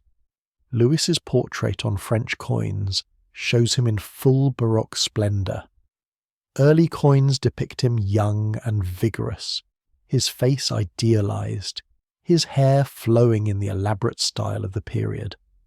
Later coins show him older, the face heavier, but still dignified and commanding. The portraits are often shown with extraordinary detail, the lace at his collar carefully rendered, the texture of his hair suggested through skilled engraving, every element contributing to an impression of royal majesty. The reverses of Louis's coins often showed emblematic scenes, allegorical figures, or architectural monuments, all executed with the same attention to detail and composition that characterize the best Baroque art. The Dutch Republic, wealthy from trade and global commerce, produced coins of exceptional quality in the 17th century.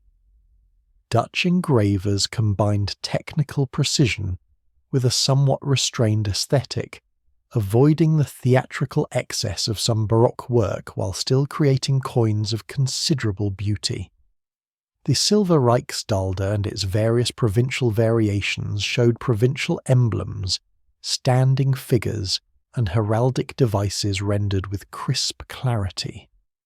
There was often a certain geometric elegance to Dutch coin design, a sense of balance and proportion that reflected broader Dutch artistic sensibilities. Testing coins and presentation pieces represented another aspect of Renaissance and Baroque coin artistry. These were not intended for circulation, but rather as gifts, diplomatic presents, or examples of the minter's skill. They were often struck on specially prepared blanks, with extra care taken in the striking using the finest dyes available. The result was coins of extraordinary quality, where every detail was perfectly rendered, every letter crisp, every portrait showing the engraver's work at its absolute best. These presentation pieces were sometimes mounted in elaborate frames or cases, transformed into objects of contemplation and display. A beautifully struck gold coin showing a ruler's portrait might be given as a diplomatic gift, a token of respect and a demonstration of the giving nation's wealth and artistic sophistication. The recipient would understand the message, the care lavished on creating such a piece, the value both monetary and aesthetic. The relationship between coin design and broader artistic movements became increasingly evident during the Renaissance and Baroque periods. Engravers were not working in isolation. They were part of the same artistic culture that produced paintings, sculptures, and architecture. They looked at the same models, absorbed the same aesthetic principles, participated in the same conversations about beauty, proportion, and expression. A coin portrait from the Baroque period often shares stylistic characteristics with painted portraits from the same time and place, the same approach to depicting fabric, the same conventions for showing faces, the same overall aesthetic sensibility. Some engravers received training as sculptors or goldsmiths before specializing in dyes. Others might have worked across multiple media, creating coins and medallions alongside other metalwork. The boundaries between different artistic specialties were more fluid than they would later become. An artist with talent and training could apply those gifts to whatever medium seemed most promising or profitable. Coins, given their importance and the prestige associated with creating them, attracted capable artists who might have pursued other paths. The technical demands of die engraving remained formidable even with improved striking technology. The engraver still had to work in reverse, carving the image backward so it would appear correctly on the struck coin. The scale was still tiny, every line and detail compressed into a space of a few centimeters. The metal of the die had to be harder than the metal of the coins it would strike, which meant working with materials that resisted the tools, that required patience and strength to shape. A single mistake could ruin weeks of work, and there were no shortcuts, no way to speed through the painstaking process of creating a truly fine die. Yet the results, when the engraver's skill and the available technology came together successfully, could be breathtaking. A well-struck Baroque coin, fresh from the mint, its relief crisp and its surfaces gleaming, was a miniature masterpiece. The portrait seemed almost alive, the face emerging from the metal with presence and personality. The details of costume and ornament showed clearly, each element readable, contributing to the overall impression. Light falling across the coin surface created natural shadows that enhanced the three-dimensional effect, making the portrait seem to project from its background, occupying real space. These coins were expensive to produce. Skilled engravers commanded good wages, and rightly so. The dies took time to create, and while a good die might strike many thousands of coins before wearing out, the initial investment was substantial. But for important denominations, for coins that would represent the state in international commerce, the investment seemed justified. A beautiful coin reflected well on its issuing authority, suggesting wealth, power, cultural sophistication, all the qualities that princes and republics wish to project. As you imagine these Renaissance and Baroque coins, picture them not in museum cases under glass, but in the hands of merchants and bankers, sailors and soldiers, all the people whose work and travel carried them across Europe and beyond. A heavy silver tailor in a leather purse, its portrait and heraldic devices sharp and clear. A French gold louis, the Sun King's face gazing from its surface with Baroque confidence. A Dutch Rijksdaalder, geometrically precise, its provincial lion standing proud. Each coin was a small work of art thrust into the rough world of commerce.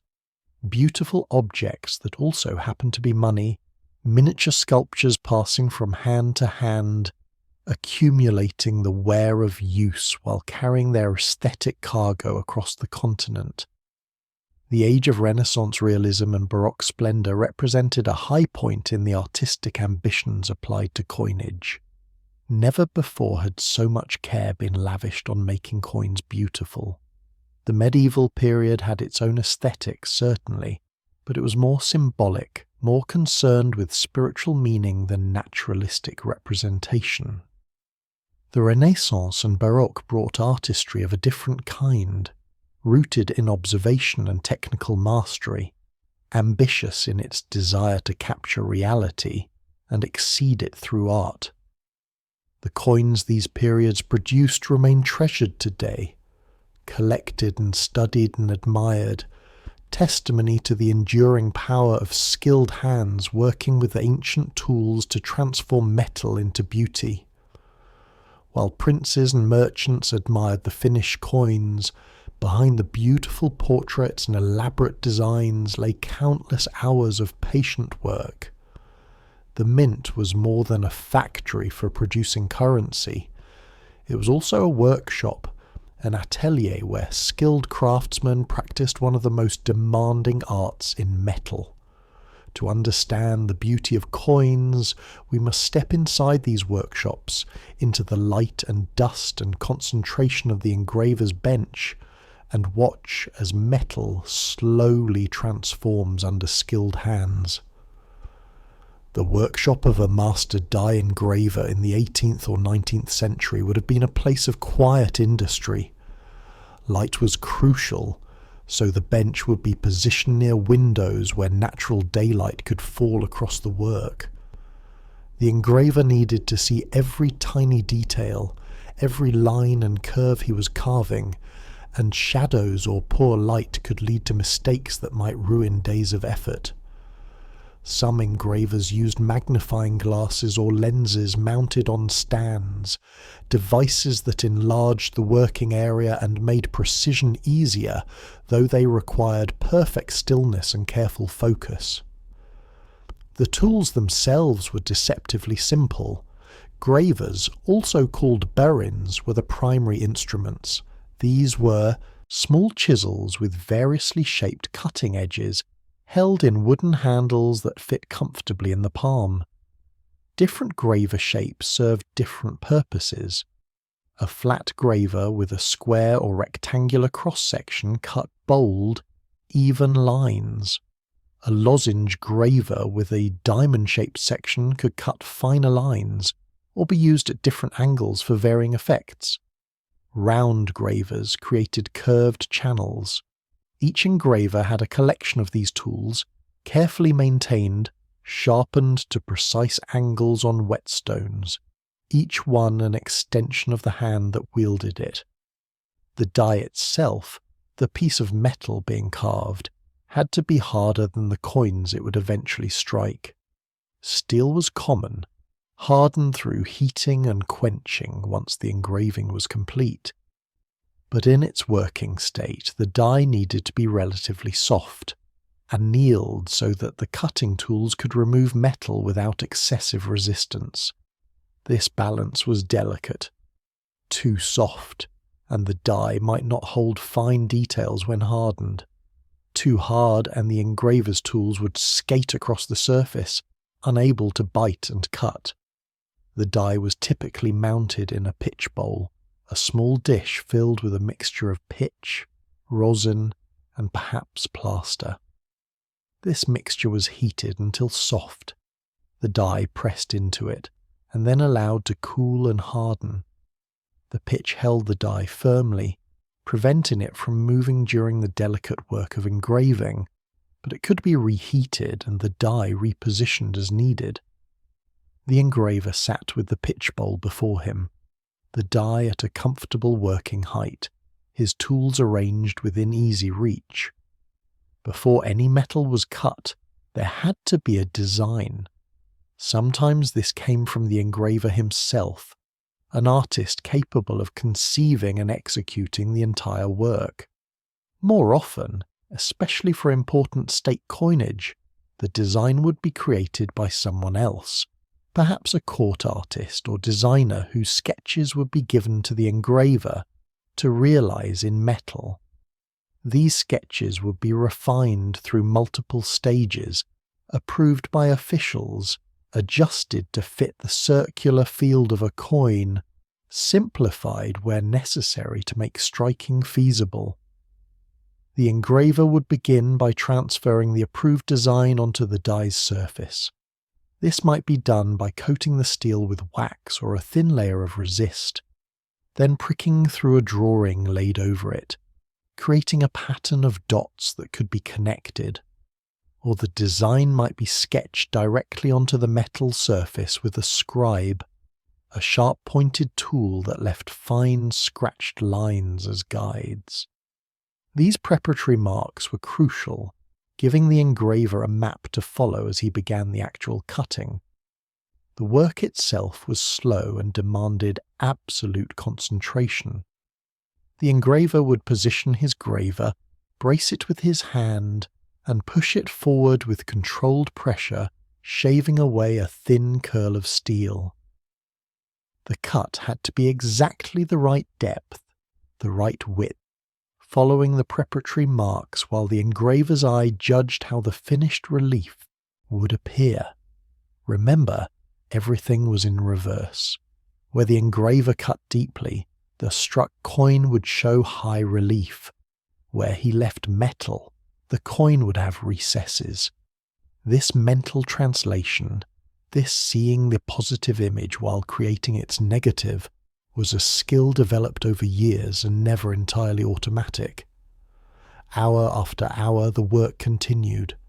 A portrait's outline would gradually emerge, rough at first, then refined as the engraver returned to areas, adjusting depths, smoothing transitions, adding details. Hair might be suggested with parallel lines, each one carefully placed. The curve of a cheek would be modelled by gradually varying the depth of cutting, creating the illusion of a smooth, rounded surface through subtle gradations.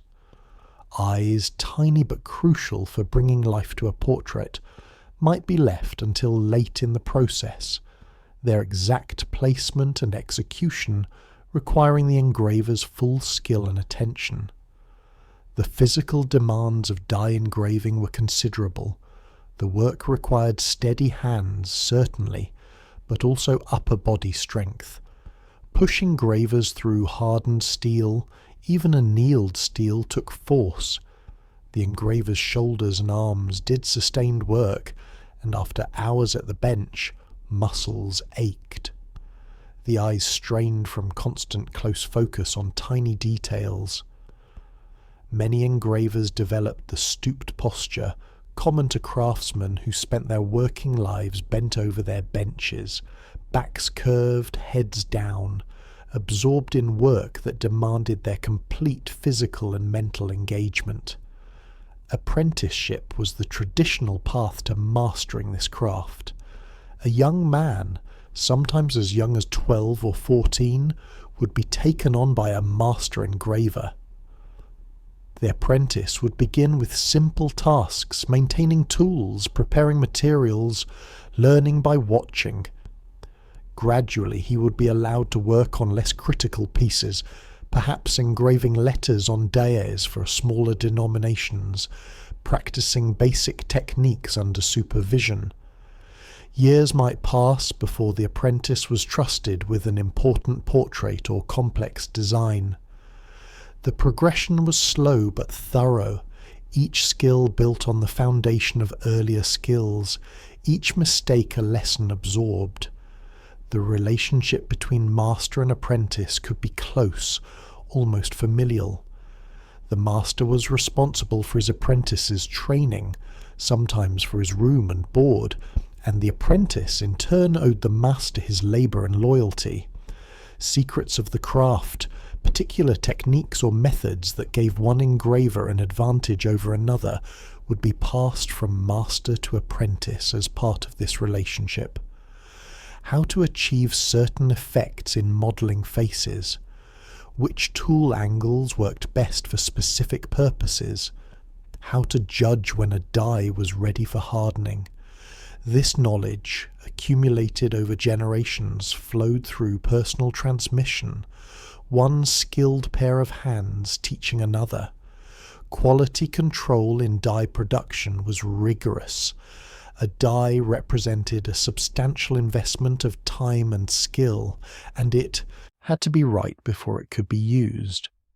The usual method for checking was to make trial strikes, pressing the dye into soft metal or even into wax or other yielding materials to see how the design transferred. These trial pieces would be examined carefully by the engraver, by mint officials, sometimes by the political authorities who had commissioned the coinage. Any problems, any details that didn't transfer cleanly, or any errors in the design would require the dye to be corrected, or, if correction proved impossible, completely recarved. Rejected dyes represent the hidden cost of maintaining high standards. A dye might be 90% complete, weeks of careful work invested, before a fatal flaw became apparent. Perhaps a letter was misspelled, easily overlooked during the concentration of engraving, but obvious once pointed out. Perhaps a portrait didn't capture the subject adequately.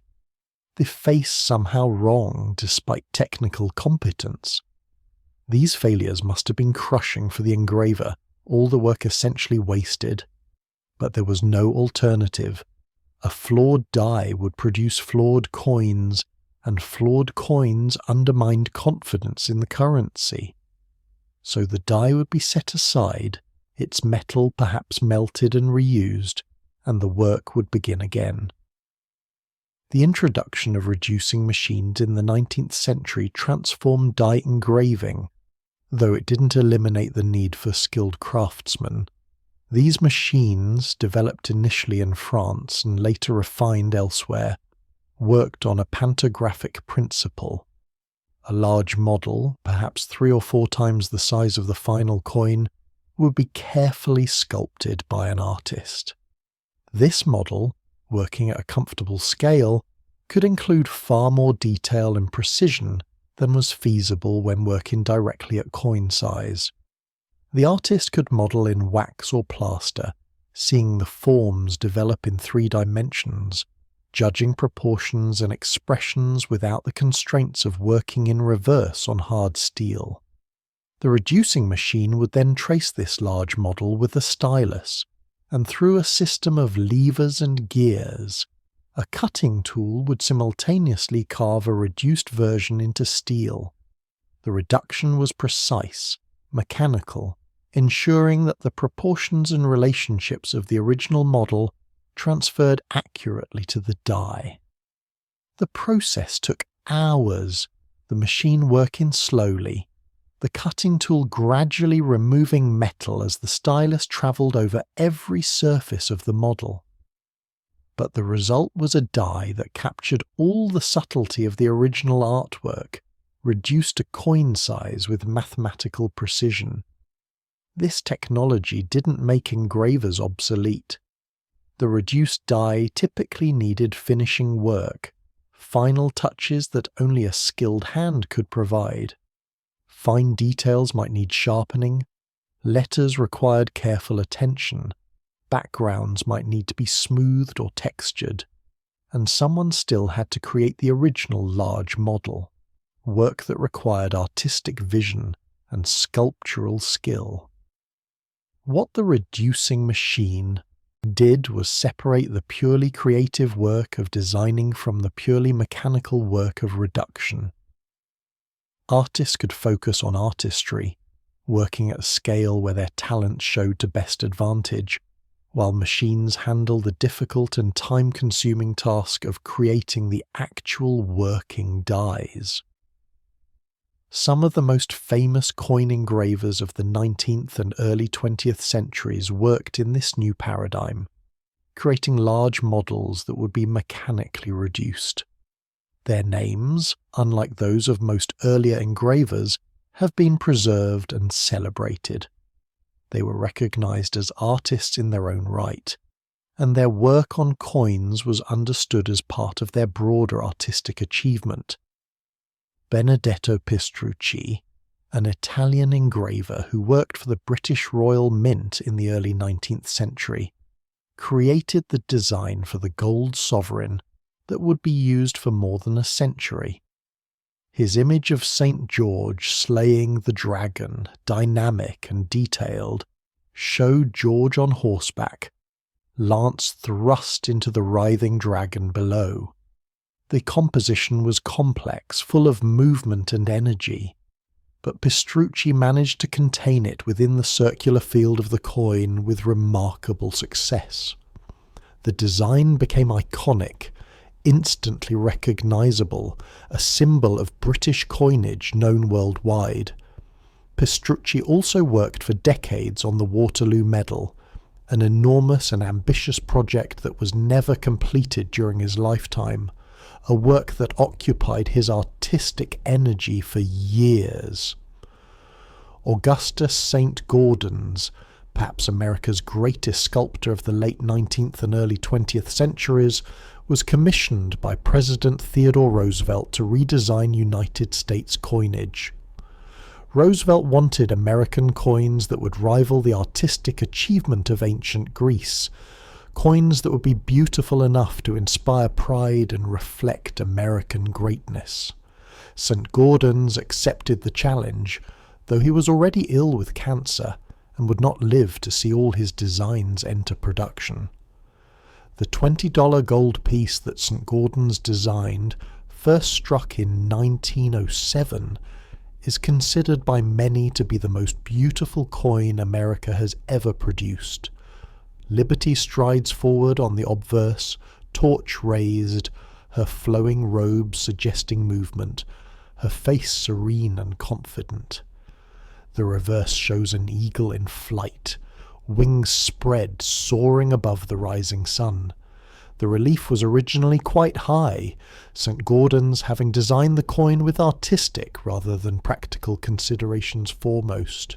The mint struggled to strike these high-relief coins, and eventually the design was modified, the relief lowered to make production feasible. But even in its modified form, the Saint-Gaudens double eagle remains a masterpiece of coin design, a sculpture in miniature that still moves viewers more than a century after its creation.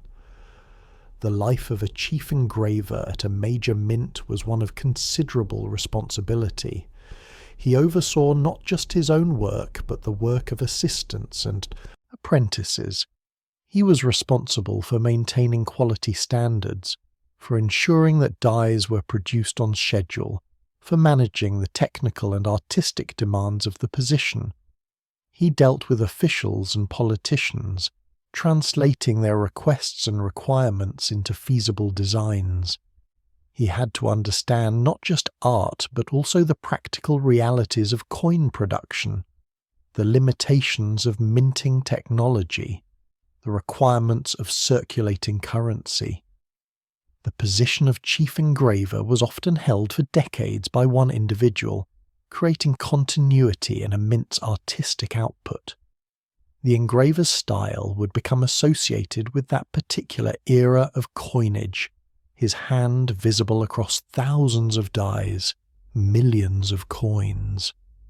When a new engraver took over, the change would be apparent to careful observers, subtle differences in approach and execution marking the transition from one artistic personality to another. Some techniques were closely guarded, passed only from master to trusted pupil. The exact angles for sharp engravers, particular approaches to modelling certain features, tricks for achieving smooth backgrounds, or for creating the illusion of depth in shallow relief. These secrets weren't written down in books, they were demonstrated, practiced, absorbed through patient repetition until they became second nature. An engraver carried his skills with him, encoded in muscle memory and trained perception, invisible knowledge that manifested in the quality of his work. When engravers were allowed to sign their work, they typically did so with tiny initials hidden somewhere in the design. On a coin with a portrait, the signature might appear below the neck or tucked into the truncation of the bust. On a reverse design, it might be worked into the ground line or placed among decorative elements. Finding these signatures requires looking carefully, often with magnification, but they're there, small assertions of individual artistry and pride. The engraver's initials say, "I made this. This small work is mine, part of me preserved in metal, multiplied across thousands of coins, my skill and care reaching people I'll never meet."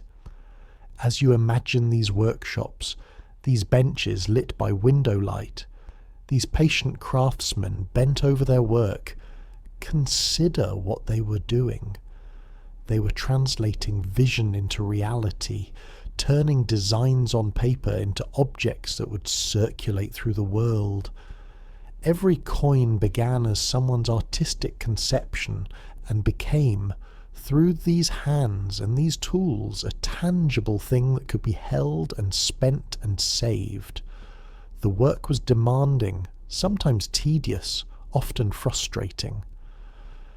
But it was also deeply satisfying, the satisfaction of making something beautiful and making it well, of knowing that your skill served a purpose, that the tiny masterpiece you carved would be reproduced countless times, entering the stream of commerce, touching lives, persisting long after your own hands had stilled.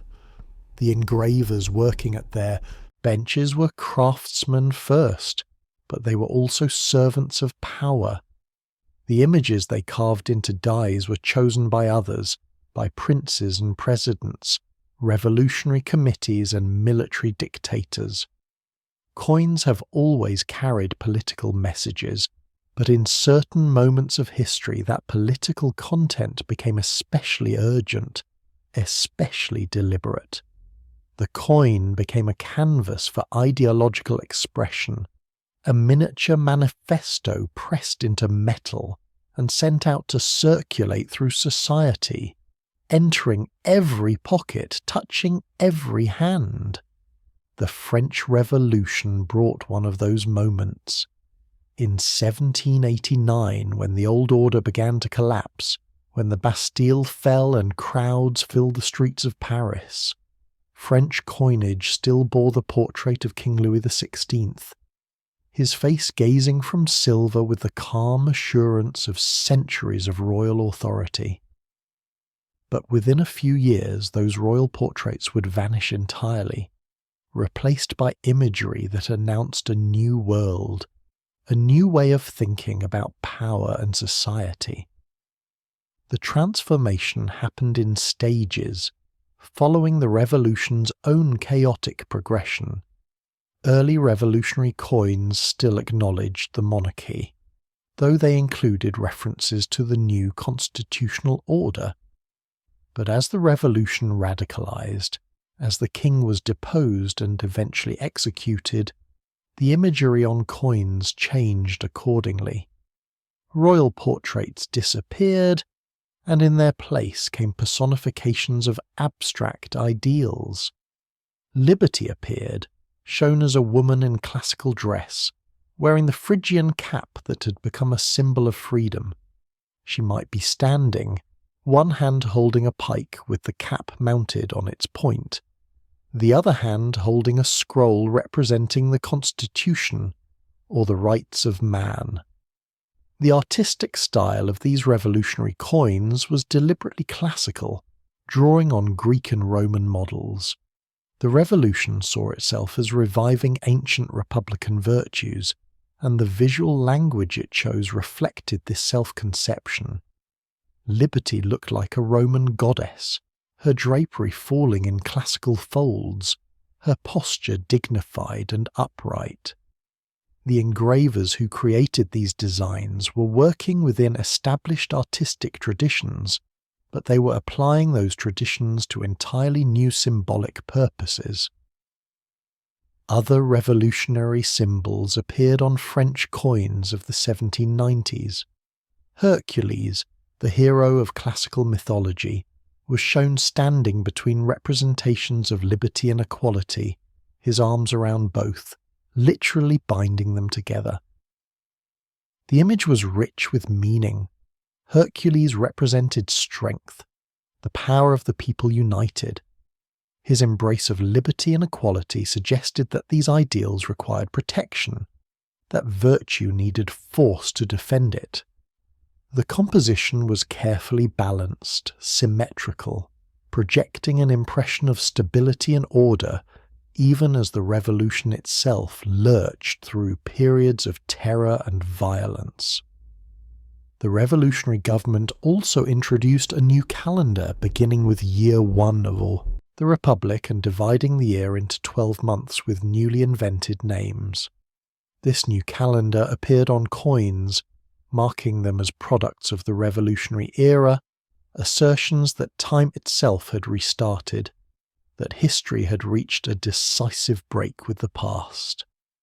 A coin dated year 2 or year 5 was announcing its participation in this radical reimagining of society and time. Napoleon Bonaparte, rising from revolutionary general to first consul to emperor, brought yet another transformation to French coinage. Napoleon understood the power of imagery perhaps better than any ruler of his age. He carefully crafted his public image, controlling how he was portrayed in paintings, sculptures, and coins. His early coins as first consul showed him in profile, his hair short in Roman fashion, his features rendered with classical idealization. The portrait suggested strength, intelligence, determination, all the qualities Napoleon wished to project. When Napoleon crowned himself emperor in 1804, his coins naturally followed suit. He appeared wearing a laurel wreath, just as Roman emperors had, the connection explicit and intentional. The reverse of these imperial coins might show the French eagle, wings spread, clutching thunderbolts, a symbol borrowed from Roman tradition but made distinctively Napoleonic. Everything about these coins proclaimed Napoleon's ambitions, his desire to be seen as a new Caesar, restoring empire and bringing order to revolutionary chaos. The quality of Napoleonic coinage was generally high. Napoleon demanded excellence in all things, and the engravers working for him understood that their work reflected on the emperor himself. The portraits were carefully executed, the details precise, the overall impression one of power and confidence. These coins were ambassadors, travelling throughout Napoleon's vast empire and beyond, carrying his image and his message wherever they went. When Napoleon finally fell and the monarchy was restored, French coins changed again. Louis XVIII, brother of the executed Louis XVI, appeared on new coins, his portrait suggesting continuity with pre-revolutionary tradition. But the designs couldn't simply pretend the intervening decades hadn't happened. The coins of the restored monarchy bore traces of revolutionary and Napoleonic influence, a subtle blending of old and new that reflected France's complicated relationship with its recent past. The 19th century saw waves of nationalism sweeping across Europe, and coins became instruments for expressing and reinforcing national identities. When Germany unified in 1871, bringing together dozens of previously independent states under Prussian leadership, new coinage followed. The German mark replaced the various currencies that had circulated in different states, and the mark's designs proclaimed German unity and imperial power. The German eagle appeared fierce and heraldic along with portraits of Kaiser Wilhelm I, the Prussian king who became German emperor. Italian unification, completed around the same time, brought similar numismatic changes. The Kingdom of Italy, formed from previously separate states, issued coins bearing the portrait of King Victor Emmanuel II. The designs were relatively conservative, following established European patterns, but their very existence was significant. A unified Italian currency, accepted from Milan to Naples, was both symbol and instrument of the new nation-state.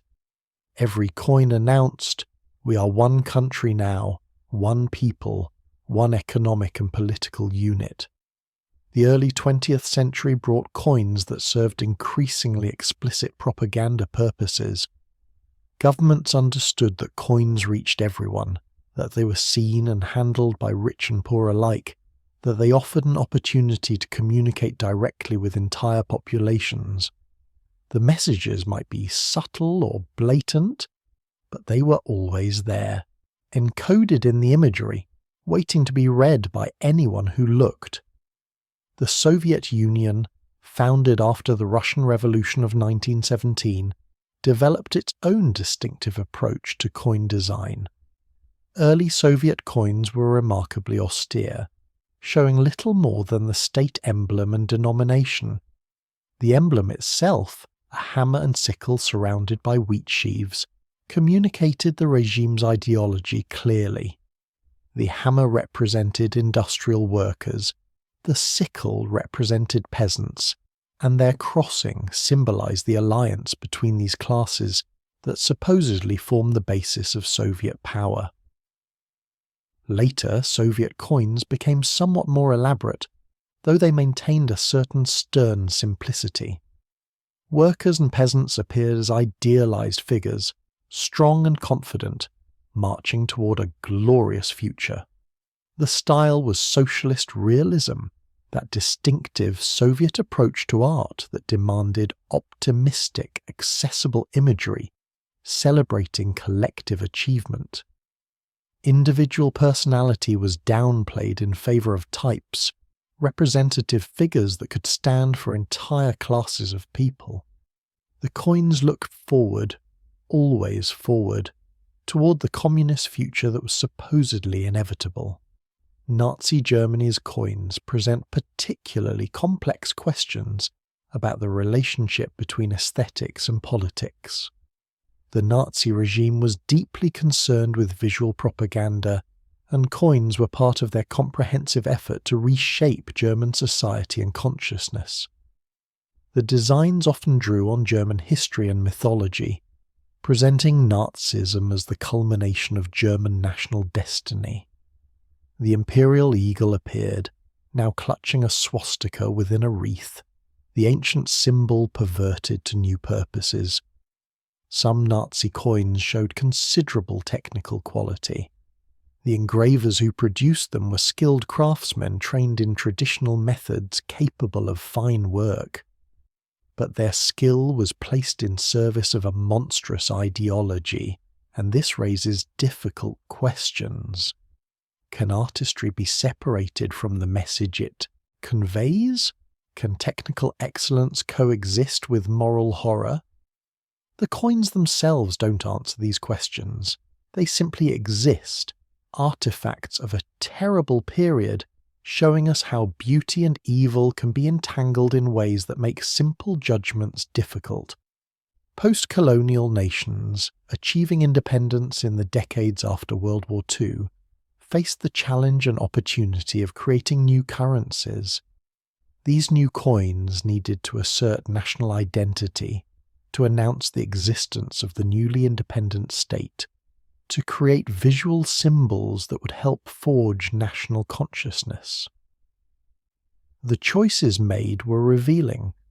What images would represent the new nation? What languages would appear on the coins? What historical figures or symbols would be honoured? African nations often drew on pre-colonial history and traditional culture for their coin designs. Animals appeared frequently, lions and elephants and other creatures associated with African landscapes. Traditional art styles influenced some designs, geometric patterns and symbolic forms drawn from indigenous artistic traditions. Leaders of independence movements appeared on coins, their portraits serving functions similar to European royal portraits, creating a visual representation of authority and connecting the new nation to specific individuals whose struggles had brought independence. Asian nations took various approaches. India, achieving independence in 1947, maintained certain continuities with British Indian coinage, while also introducing distinctively Indian elements. The Ashoka pillar, that ancient Buddhist monument, appeared on coins, connecting the new republic to India's long history. Languages proliferated on Indian coins, reflecting the country's linguistic diversity.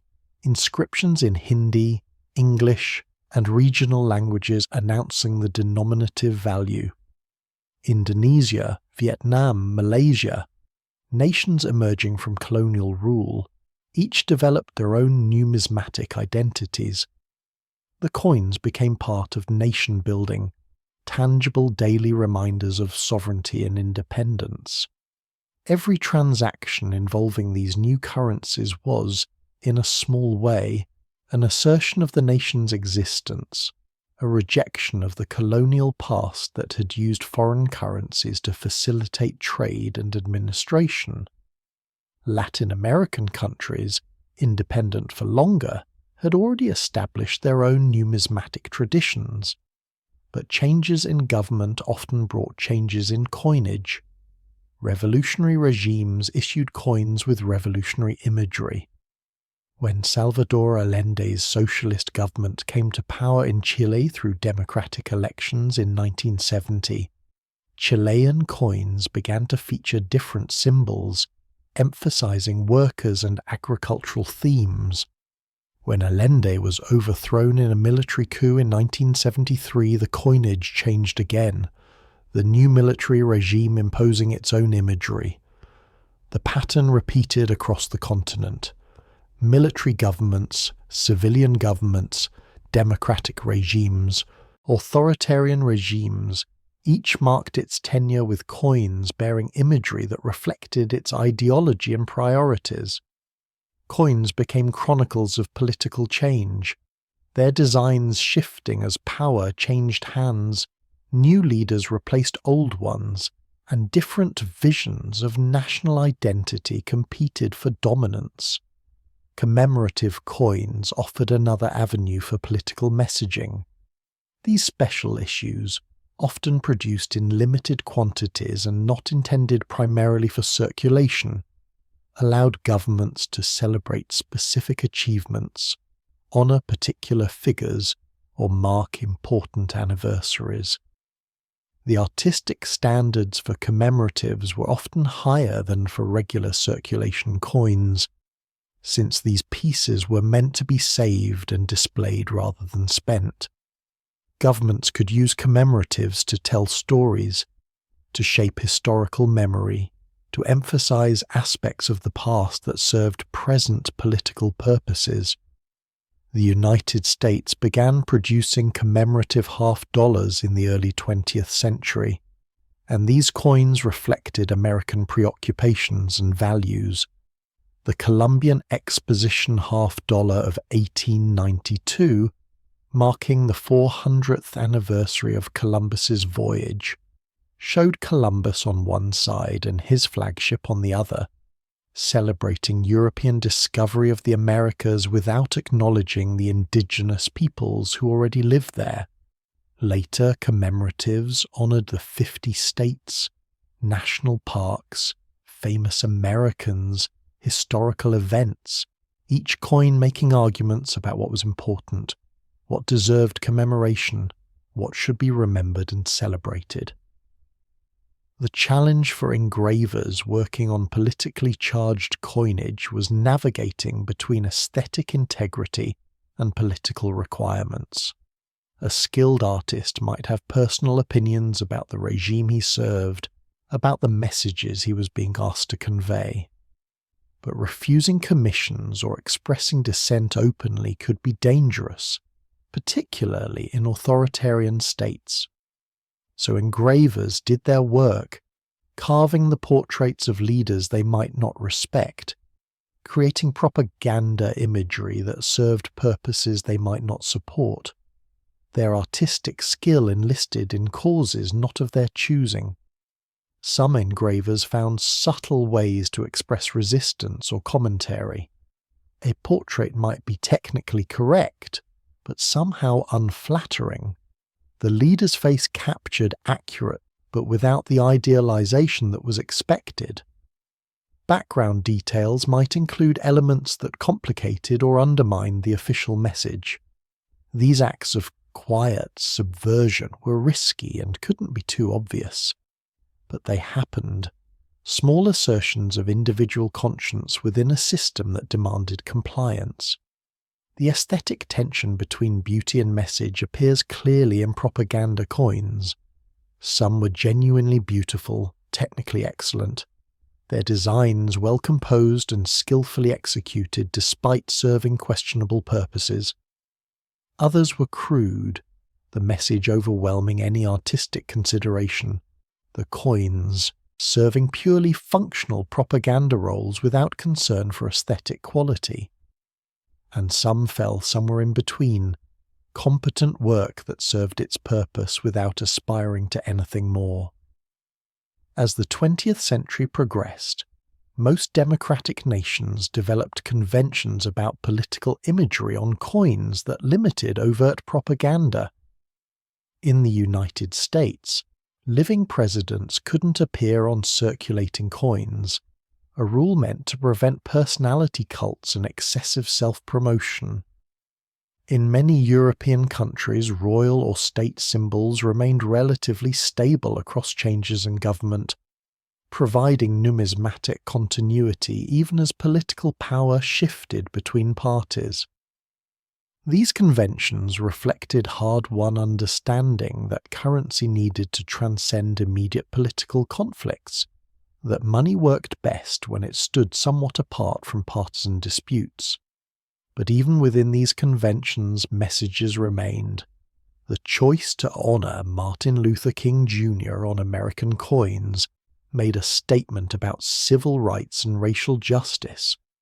The decision to feature women on coins, after centuries of predominantly male imagery, reflected changing attitudes about gender equality. Every choice about what to show and whom to honor was inherently political, even when the politics were relatively subtle or broadly acceptable. The coins of revolutionary periods, of nationalist movements, of ideological regimes, tell stories about how human beings have tried to remake their societies and themselves. They show us what different groups thought was important, what values they wanted to project, what futures they envisioned. The imagery is sometimes inspiring, sometimes troubling, often both at once. A coin celebrating national independence carries a message of freedom and self-determination that most people would applaud.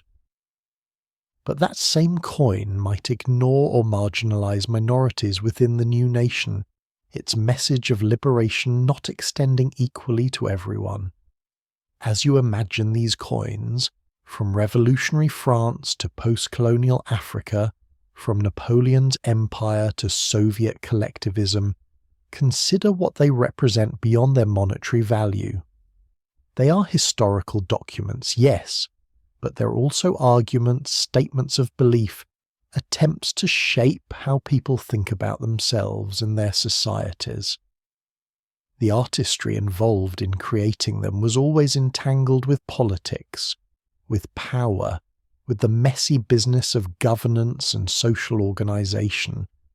The engravers who made these coins were artists, certainly, but they were also participants in political processes, whether they wished to be or not, their skills conscripted into service of causes large and small, noble and terrible, revolutionary and reactionary. The metal they carved became more than currency.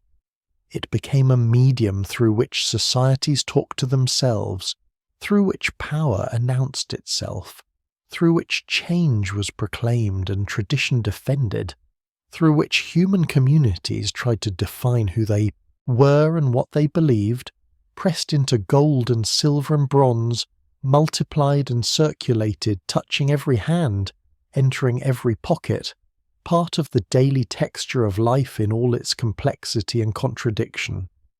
While European and American coins carried portraits and political messages, other traditions flourished across Asia and the Islamic world, traditions that approached the art of coinage with different assumptions, different aesthetics, different understandings of what beauty meant on a small circle of metal. These Eastern traditions remind us that the Western approach, familiar as it may be, represents only one possibility among many, one set of choices made from a much larger range of artistic options. The Islamic tradition of coinage, which we touched upon briefly in earlier chapters, developed into one of the most distinctive and aesthetically sophisticated systems of coin design the world has known. For more than 1,000 years, from the 7th century through the 19th, Islamic coins remained remarkably consistent in their fundamental approach. They avoided representational imagery almost entirely, placing their aesthetic emphasis instead on calligraphy, on the beauty of written words, on the flowing elegance of Arabic script rendered in precious metal. This choice was both religious and artistic. Islamic theology, like Jewish theology before it, maintained a cautious relationship with representational art, concerned that images of the living beings might lead to idolatry. The Quran itself doesn't explicitly forbid such imagery, but traditions developed over time that strongly discouraged it, particularly in religious contexts. Coins, as objects that everyone handled, that entered mosques and homes, that were used in all aspects of daily life, seemed to require special consideration. The solution was to make them beautiful through words rather than images, to turn calligraphy itself into the primary vehicle for aesthetic expression. The artistic possibilities of this approach were richer than you might initially imagine. Arabic script, particularly when written by skilled calligraphers, is inherently beautiful. The letters flow and connect, rising and falling, creating rhythmic patterns across the page or, in this case, across the surface of a coin. Different scripts, each with its own character and rules, offer different aesthetic possibilities. Kufic script, angular and geometric, dominated early Islamic coinage. The letters stood upright like small monuments, vertical strokes rising from horizontal baselines, creating compositions of architectural clarity and strength. Imagine holding an early Abbasid dinar from the 8th or 9th century. The gold gleams softly in your palm. As you look at the surface, you see lines of text arranged in concentric circles, moving from the centre outward toward the rim. The letters are Kufic, their forms precise and measured. If you could read Arabic, you would find Quranic verses, declarations of faith, the date in the Islamic calendar, perhaps the name of the caliph who ruled when the coin was struck. But even without reading the language, you can appreciate the visual harmony, the way the letters relate to each other, the balance between the inscribed areas and the plain metal surrounding them. As centuries passed, other calligraphic styles appeared on Islamic coins. Naskh script, more rounded and flowing than Kufic, became common from the 11th century onward. The letters curved gracefully, connected by elegant ligatures, creating compositions that felt organic and alive. Thuluth script, even more elaborate, appeared on some coins, its letters extended and embellished, reaching upward with decorative flourishes. The choice of script conveyed meaning beyond the words themselves.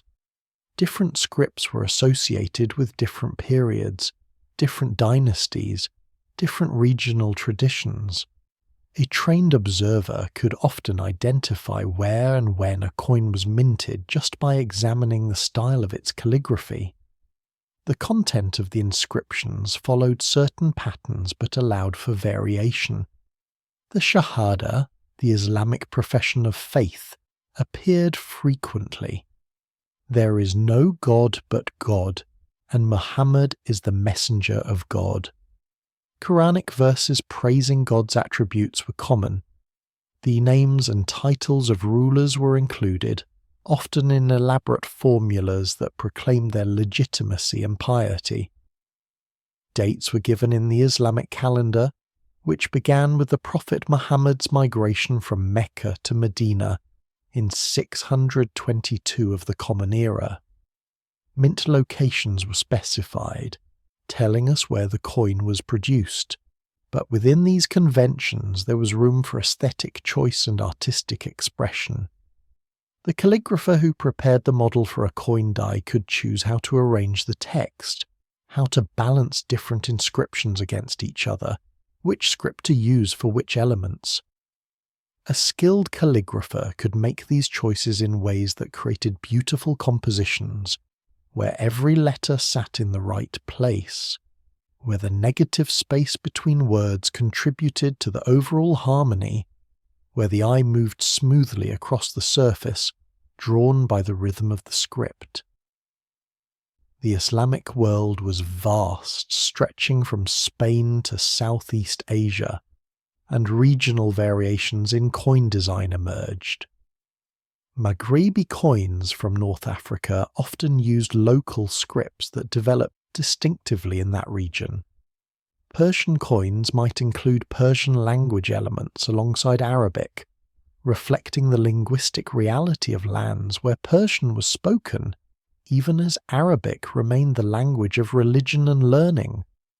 Turkish coins showed Ottoman influences, their calligraphy sometimes incorporating tukhra, those elaborate calligraphic emblems that served as imperial signatures. In China, an entirely different aesthetic tradition shaped coins for more than 2,000 years. Chinese coins were distinctive in their very form. Unlike the round discs familiar in the West, Chinese coins were round with square holes in their centres. This shape was deeply symbolic in Chinese cosmology. The round outer form represented heaven, while the square hole represented earth. To hold a Chinese coin was to hold a miniature representation of the cosmos, heaven and earth united in metal. The artistic focus on Chinese coins was calligraphy, but Chinese calligraphy is very different from Arabic script.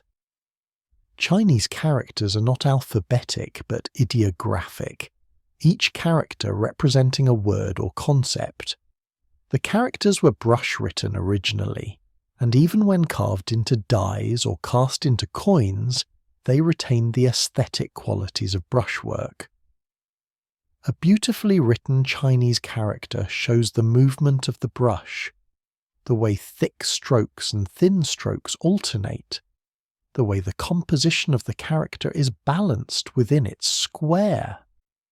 Chinese cash coins, as they're called in English, typically bore 4 characters.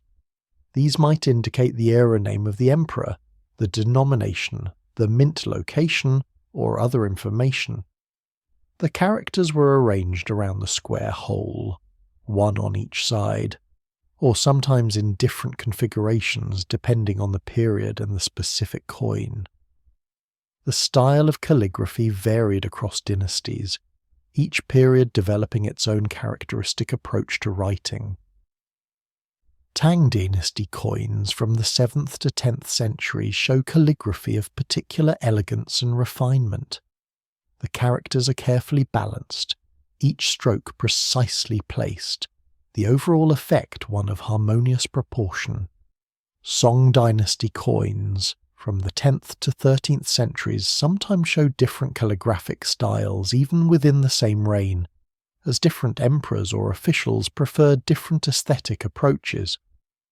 Some song coins have characters written in regular script, clear and readable. Others use more cursive or even seal script styles, where the characters become more abstract and decorative. The artistic appreciation of Chinese coin calligraphy was often quite sophisticated. Collectors valued coins not just for their age or rarity, but for the quality of their calligraphy. A coin with particularly fine characters, well proportioned and skillfully executed, was treasured as a miniature work of art.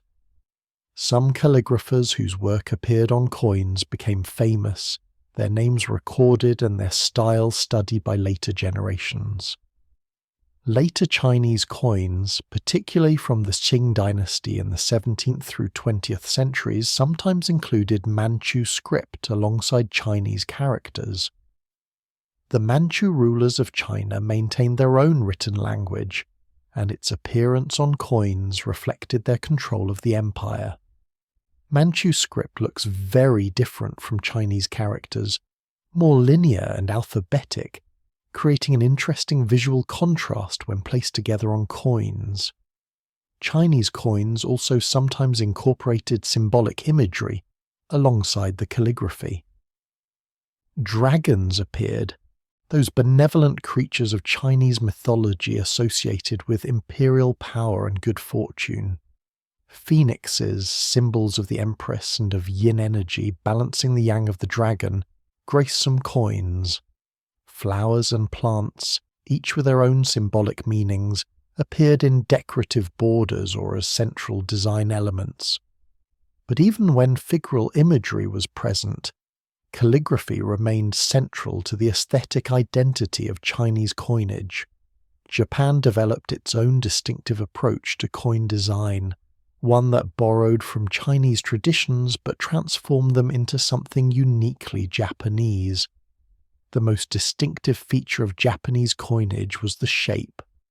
While Japan did produce round coins with square or round holes, following Chinese models, it also created oval coins, particularly during the Edo period from the 17th through 19th centuries.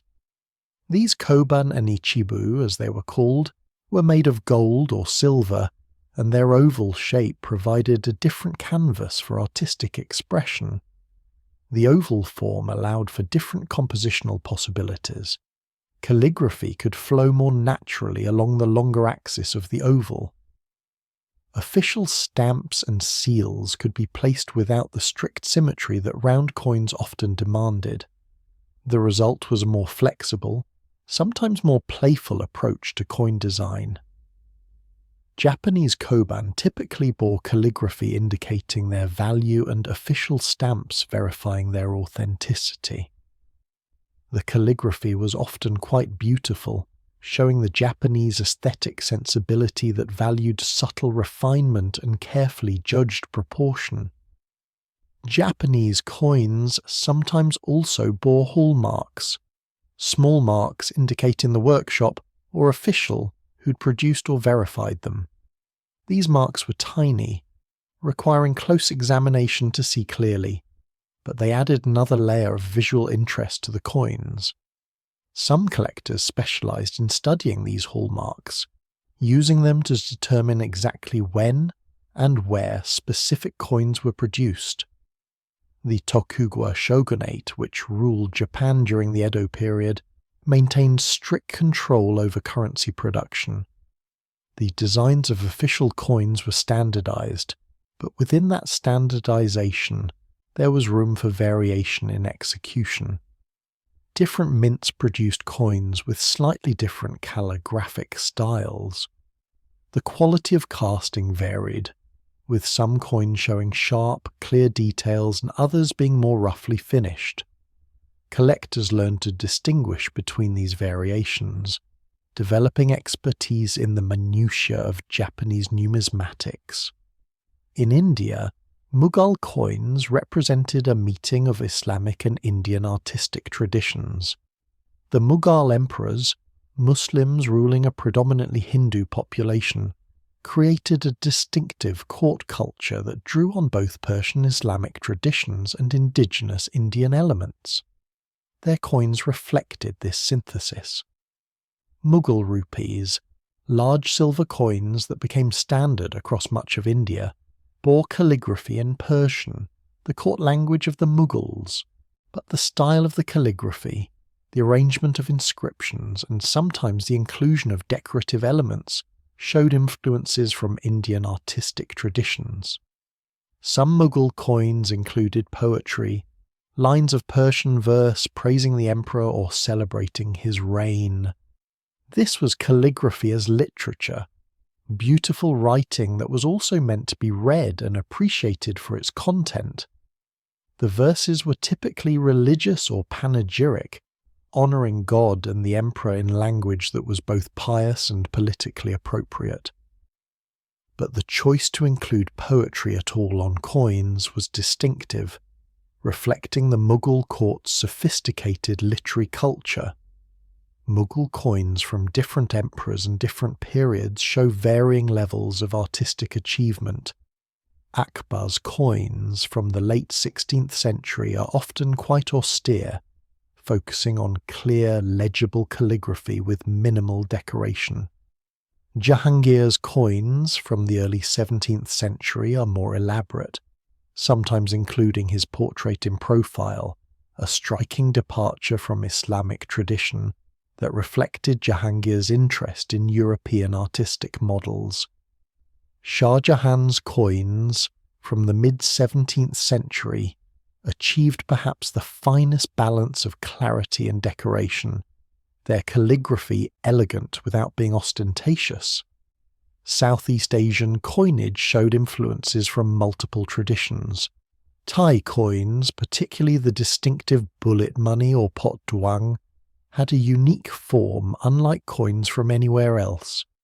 These were small pieces of silver, bent into a shape somewhat like a bullet or a bean, with official stamps impressed into their surface. The stamps are often complex, showing royal emblems, mythological creatures or symbolic devices. Because of the irregular shape of the coins, the stamps appeared at various angles, creating a somewhat chaotic but visually interesting effect. Vietnamese coins followed Chinese models, being round with square holes and bearing Chinese or Vietnamese characters. But Vietnamese coins often had their own distinctive aesthetic, the calligraphy showing local styles that differed subtly from Chinese models. The characters might be proportioned differently, or written with particular flourishes that reflected Vietnamese calligraphic traditions. Korean coins also followed Chinese models but developed distinctively Korean characteristics. The calligraphy on Korean coins often showed beautiful brushwork with characters that had their own aesthetic character. Some Korean coins included decorative elements around the square hole, small patterns or symbols that added visual interest without overwhelming the primary calligraphic content. What all these Eastern traditions share is an approach to coin design that emphasized calligraphy, symbol, and abstraction over realistic portraiture. Where Western coins increasingly featured individual human faces, Eastern coins remained focused on words, characters, symbols, and decorative elements. This wasn't a limitation but a choice, a different set of aesthetic priorities that produced coins of equal beauty but very different character. The appreciation of these Eastern coins requires a different kind of looking than Western coins demand. Instead of focusing on realistic representation, on the skill with which a face is modelled or an eye rendered, you look at the quality of calligraphy, the balance of composition, the elegance with which text flows across metal. You appreciate the precision with which a character is formed, the way positive and negative space interact, the overall harmony of the design. For someone trained in these traditions, a beautifully written character could be as moving as a Western portrait.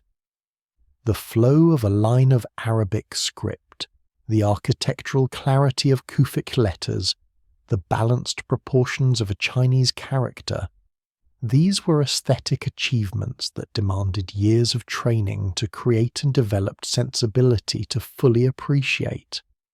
The calligraphers and die cutters who produced these coins were artists in the fullest sense, working within established traditions but bringing individual skill and judgment to their work. The contrast between Eastern and Western numismatic traditions reminds us that aesthetic values are culturally specific. What seems natural and inevitable in one tradition, the portrait on a coin for instance, is not universal. Other cultures made different choices, found beauty in different places, developed different standards for what a coin should look like. And the remarkable thing is that all these traditions, Western and Eastern, representational and abstract, produced coins of genuine beauty, coins that can still move us centuries after they were made. As you imagine these coins, from an Abbasid dinar with its flowing Arabic script to a Chinese cash coin with elegant characters surrounding its square hole, from a Japanese koban with its distinctive oval shape to a Mughal rupee bearing Persian poetry, consider the diversity of human artistic achievement. These small objects, created to serve the mundane purposes of commerce, became vehicles for beauty, carriers of cultural values, miniature artworks that travelled through the world bearing their aesthetic cargo. The hands that created them were skilled hands, trained through years of practice, guided by aesthetic principles developed over centuries, and the eyes that saw them, millions upon millions of eyes across the centuries, saw not just money, but also art, not just function, but also beauty. The two inseparably merged in metal, circulating through societies, connecting people through both economic exchange and shared aesthetic experience. The 20th century brought transformations to nearly every aspect of human life, and coinage was no exception. As modernism swept through architecture, painting and design, as artists questioned traditional approaches and sought new forms of expression, the aesthetic of coins began to change. The elaborate detailed work that had characterized Renaissance, Baroque and 19th century coinage gradually gave way to something simpler, cleaner, more abstract. This wasn't a decline in artistic ambition exactly, though some traditionalists saw it that way. It was a shift in what beauty meant, what a coin should look like, what messages it should carry. The modernist movement in art and design, which gained strength in the early 20th century, emphasized simplification, functionality, and honesty of materials. The Bauhaus school in Germany, founded in 1919, became the most influential center of modernist design thinking. Bauhaus principles stressed that form should follow function, that decoration for its own sake was dishonest, that beauty emerged from clarity and proportion rather than ornament. These ideas, developed initially for architecture and industrial design, gradually influenced coin design as well. The shift happened slowly and unevenly. Conservative institutions like national mints didn't immediately embrace radical modernism, but over decades the influence accumulated. Coin designs became less cluttered, backgrounds were left plain rather than filled with decorative elements. Portraits were simplified, symbolic imagery was reduced to essential forms. The dense, detailed compositions that earlier centuries had favoured began to seem fussy and old-fashioned to designers trained in modernist principles. Swiss coinage exemplified this modernist approach. Switzerland, with its tradition of precision and its 20th century embrace of modernist design, produced coins that were models of clarity and restraint. Swiss Confederation coins from mid-century onward show clean profiles, uncluttered compositions, carefully judged use of negative space. A Swiss franc might show the head of Helvetia, the female personification of Switzerland, rendered with classical simplicity, her features idealized but not overly detailed, her hair suggested rather than meticulously depicted. The reverse might show the Swiss cross in a wreath, the elements arranged with geometric precision, the overall effect balanced and calm. Scandinavian countries also embraced modernist coin design with enthusiasm. Danish, Norwegian, and Swedish coins from the 20th century often show a sophisticated understanding of how simplicity can be beautiful. A Danish krone might bear the portrait of the reigning monarch, but the portrait would be restrained, almost severe, without the elaborate costuming and decorative elements that earlier royal portraits typically included. The monarch appeared as a person, dignified but not distant, human rather than godlike. Canadian coinage underwent significant aesthetic evolution through the 20th century. Early Canadian coins followed British models fairly closely, showing British monarchs in traditional style. But as Canada developed its own national identity, its coins became more distinctively Canadian. The maple leaf, that quintessential Canadian symbol, appeared increasingly on various denominations. Wildlife imagery became prominent, with the caribou on the quarter becoming particularly iconic. The Canadian silver dollar, a larger coin that allowed more ambitious designs, became a showcase for Canadian artistic sensibility. Different designs appeared for different years, many of them commemorating specific events or anniversaries. The artistic quality varied, some being conventional and rather stiff, others showing genuine creativity and skilled execution. The best Canadian silver dollars achieved that difficult balance between artistic ambition and numismatic clarity, creating designs that worked as currency while also being genuinely interesting to look at. By the late 20th century, the Royal Canadian Mint had become known for technical innovation, producing coins with coloured elements, holographic features, and complex shapes. These innovations were partly about anti-counterfeiting, making coins harder to fake, but they also represented a kind of playfulness, a willingness to experiment with what a coin could be. A Canadian quarter might have a red poppy in its centre, the colour achieved through sophisticated printing technology. Such coins were striking, attention-getting, though purists sometimes argued they sacrificed classical elegance for novelty. The introduction of the euro in 1999 and its physical circulation beginning in 2002 represented one of the largest numismatic projects in history.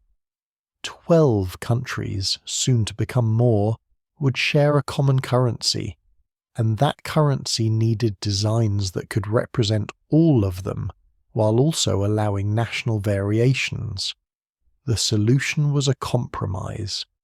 The coins would have common reverse designs, the same across all countries, while the obverse would feature national designs chosen by each participating country. The selection process for the euro designs was democratic in a way that earlier coin design processes rarely had been.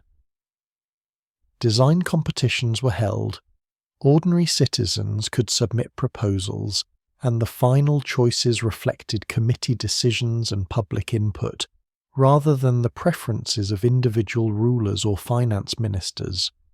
This democratic approach had both advantages and disadvantages. It ensured broad participation and helped build public acceptance of the new currency. But design by committee often produces safe, conventional results rather than bold artistic statements. The common reverse designs for euro coins show a map of Europe in various configurations depending on the denomination. The designs are clean and functional, using simple shapes and clear lettering. They're not particularly beautiful or particularly ugly. They're adequate, serviceable, the kind of design that offends no one but also excites no one. They represent a certain loss compared to the more distinctive national coinages they replaced, currencies that had carried specific cultural identities for generations or even centuries.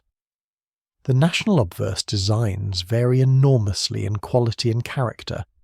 Some countries chose portraits of monarchs or famous national figures. Spain's coins show their king.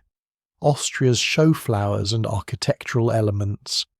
Italy's designs draw on art history, with one denomination showing Botticelli's Birth of Venus. Greece chose ancient designs, reviving classical imagery from Greek coins of 2,000 years earlier. The variety is interesting, a numismatic representation of European diversity within unity, but the overall aesthetic impact is mixed.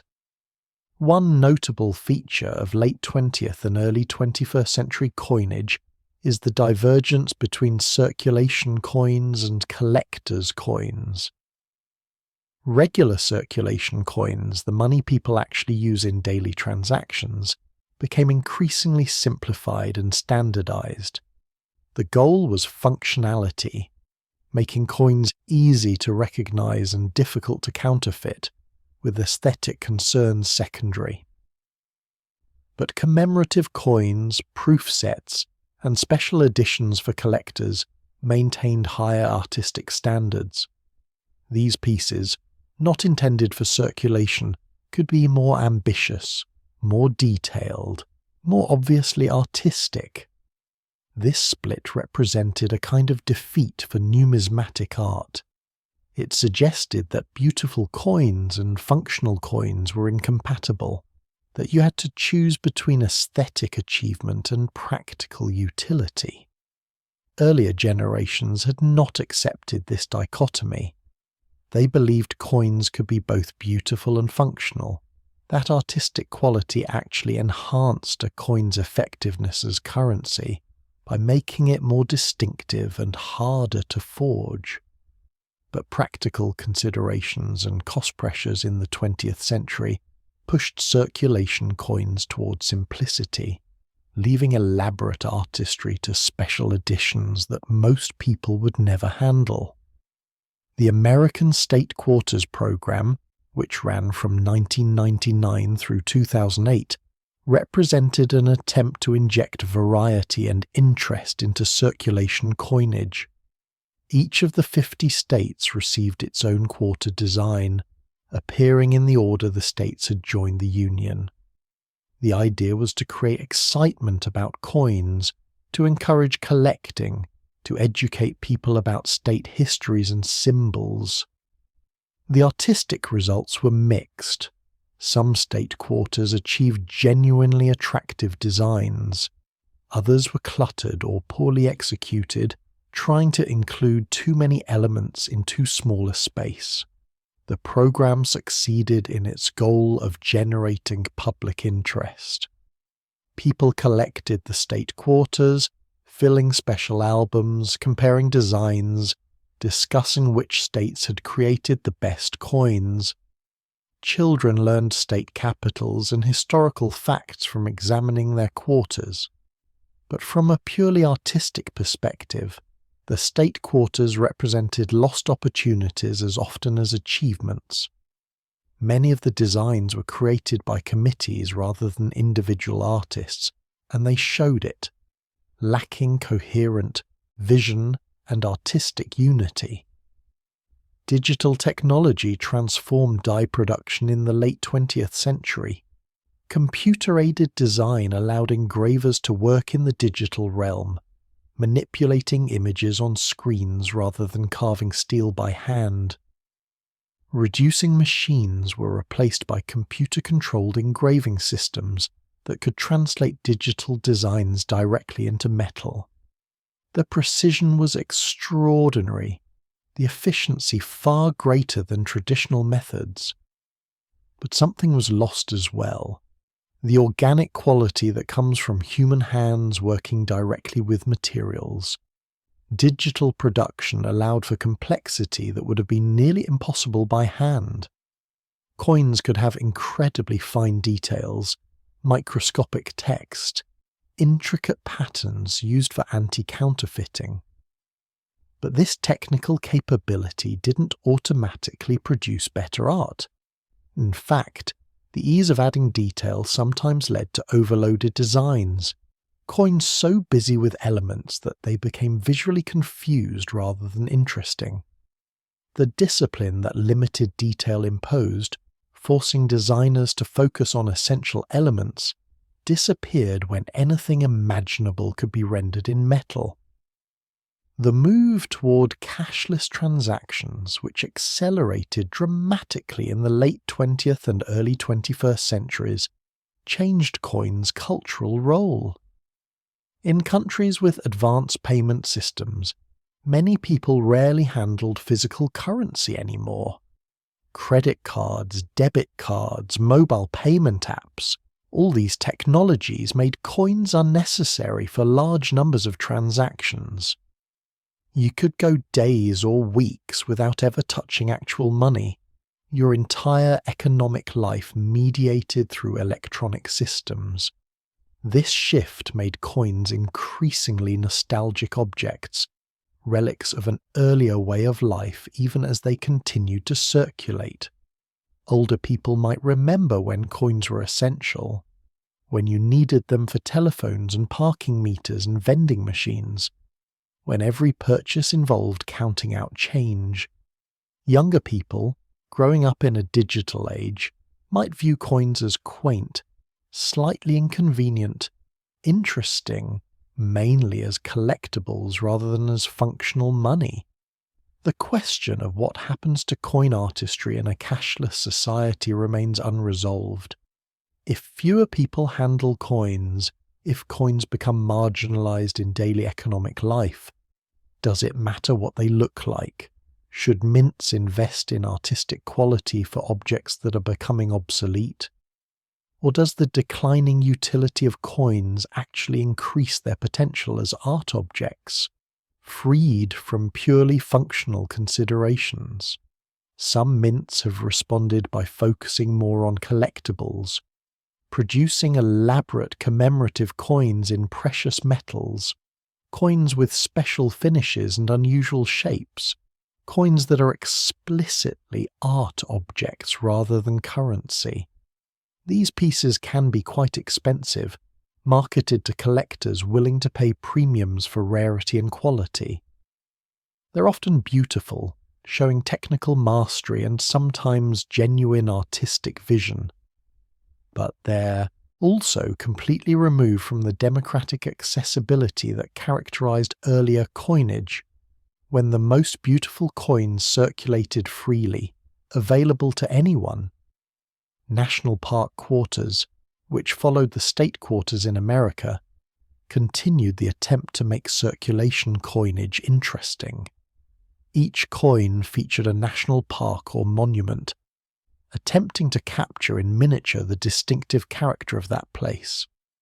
The artistic quality again varied, though the best designs achieved a certain spare elegance, suggesting landscapes and landmarks with economical clarity.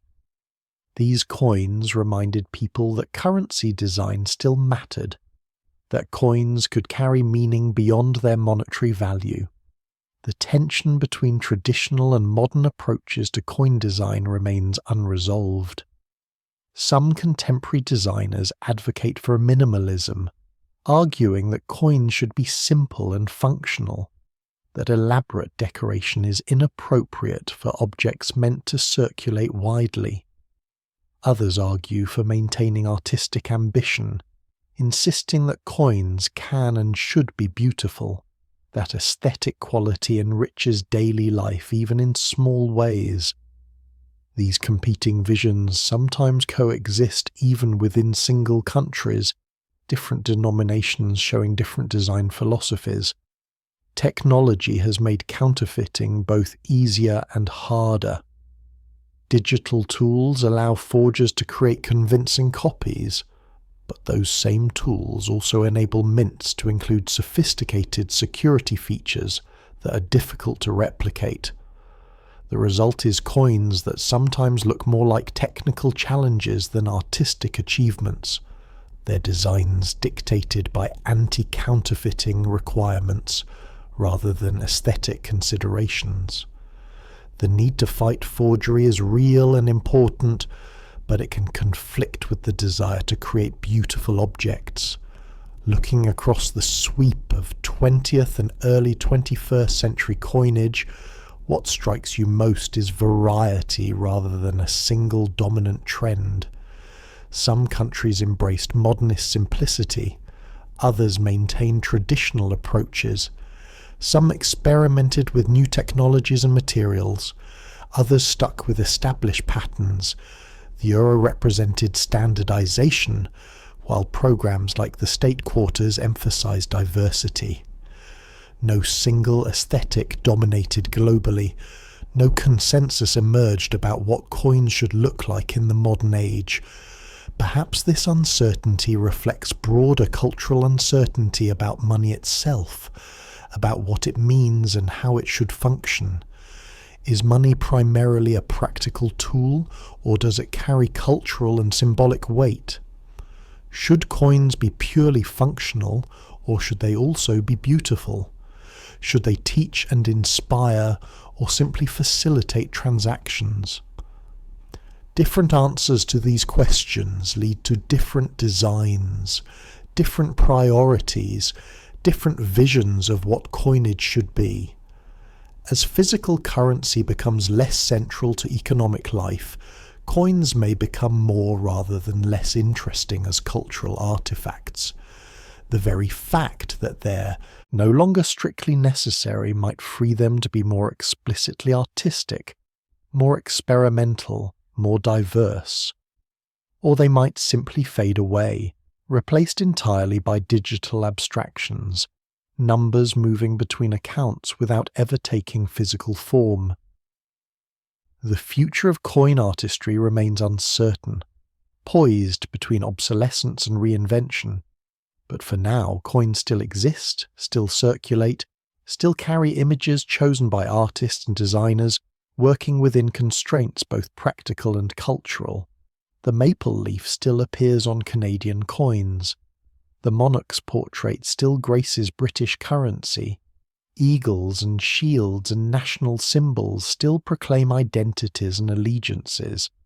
The tradition continues, evolved from ancient practices but still recognizably connected to those first Lydian stamps, those first attempts to make money beautiful, to transform function into art, to press meaning into metal that would flow through the world, touching countless hands, connecting people through commerce and through shared aesthetic experience. And so we come to rest at the end of our journey, having travelled from the first simple stamps on Lydian electrum to the quiet hum of digital transactions. We have seen faces emerge from metal, watched calligraphy flow across silver, followed beauty as it moved through workshops and mints across centuries and continents. Through it all, one thread has remained constant, this simple human desire to make even small things beautiful, to leave traces of care in objects that would pass through millions of hands. Perhaps you have that coin nearby still, resting where you left it. If you were to hold it now, you would understand differently. Those tiny images, that miniature world pressed into metal, connects you to all the craftsmen and artists who came before, to patient hands carving dies, to eyes judging compositions, to traditions stretching back thousands of years. Every coin carries this memory, this accumulated care. But there is nothing you need to remember now, no names or dates to hold. Let it all drift away like smoke. The workshops are quiet, the tools are still, and the metal has cooled. There is nothing left to examine or admire, only rest remains. So breathe slowly, let the images fade and drift now into the peaceful dark, knowing that beauty persists in the world, quietly while you sleep.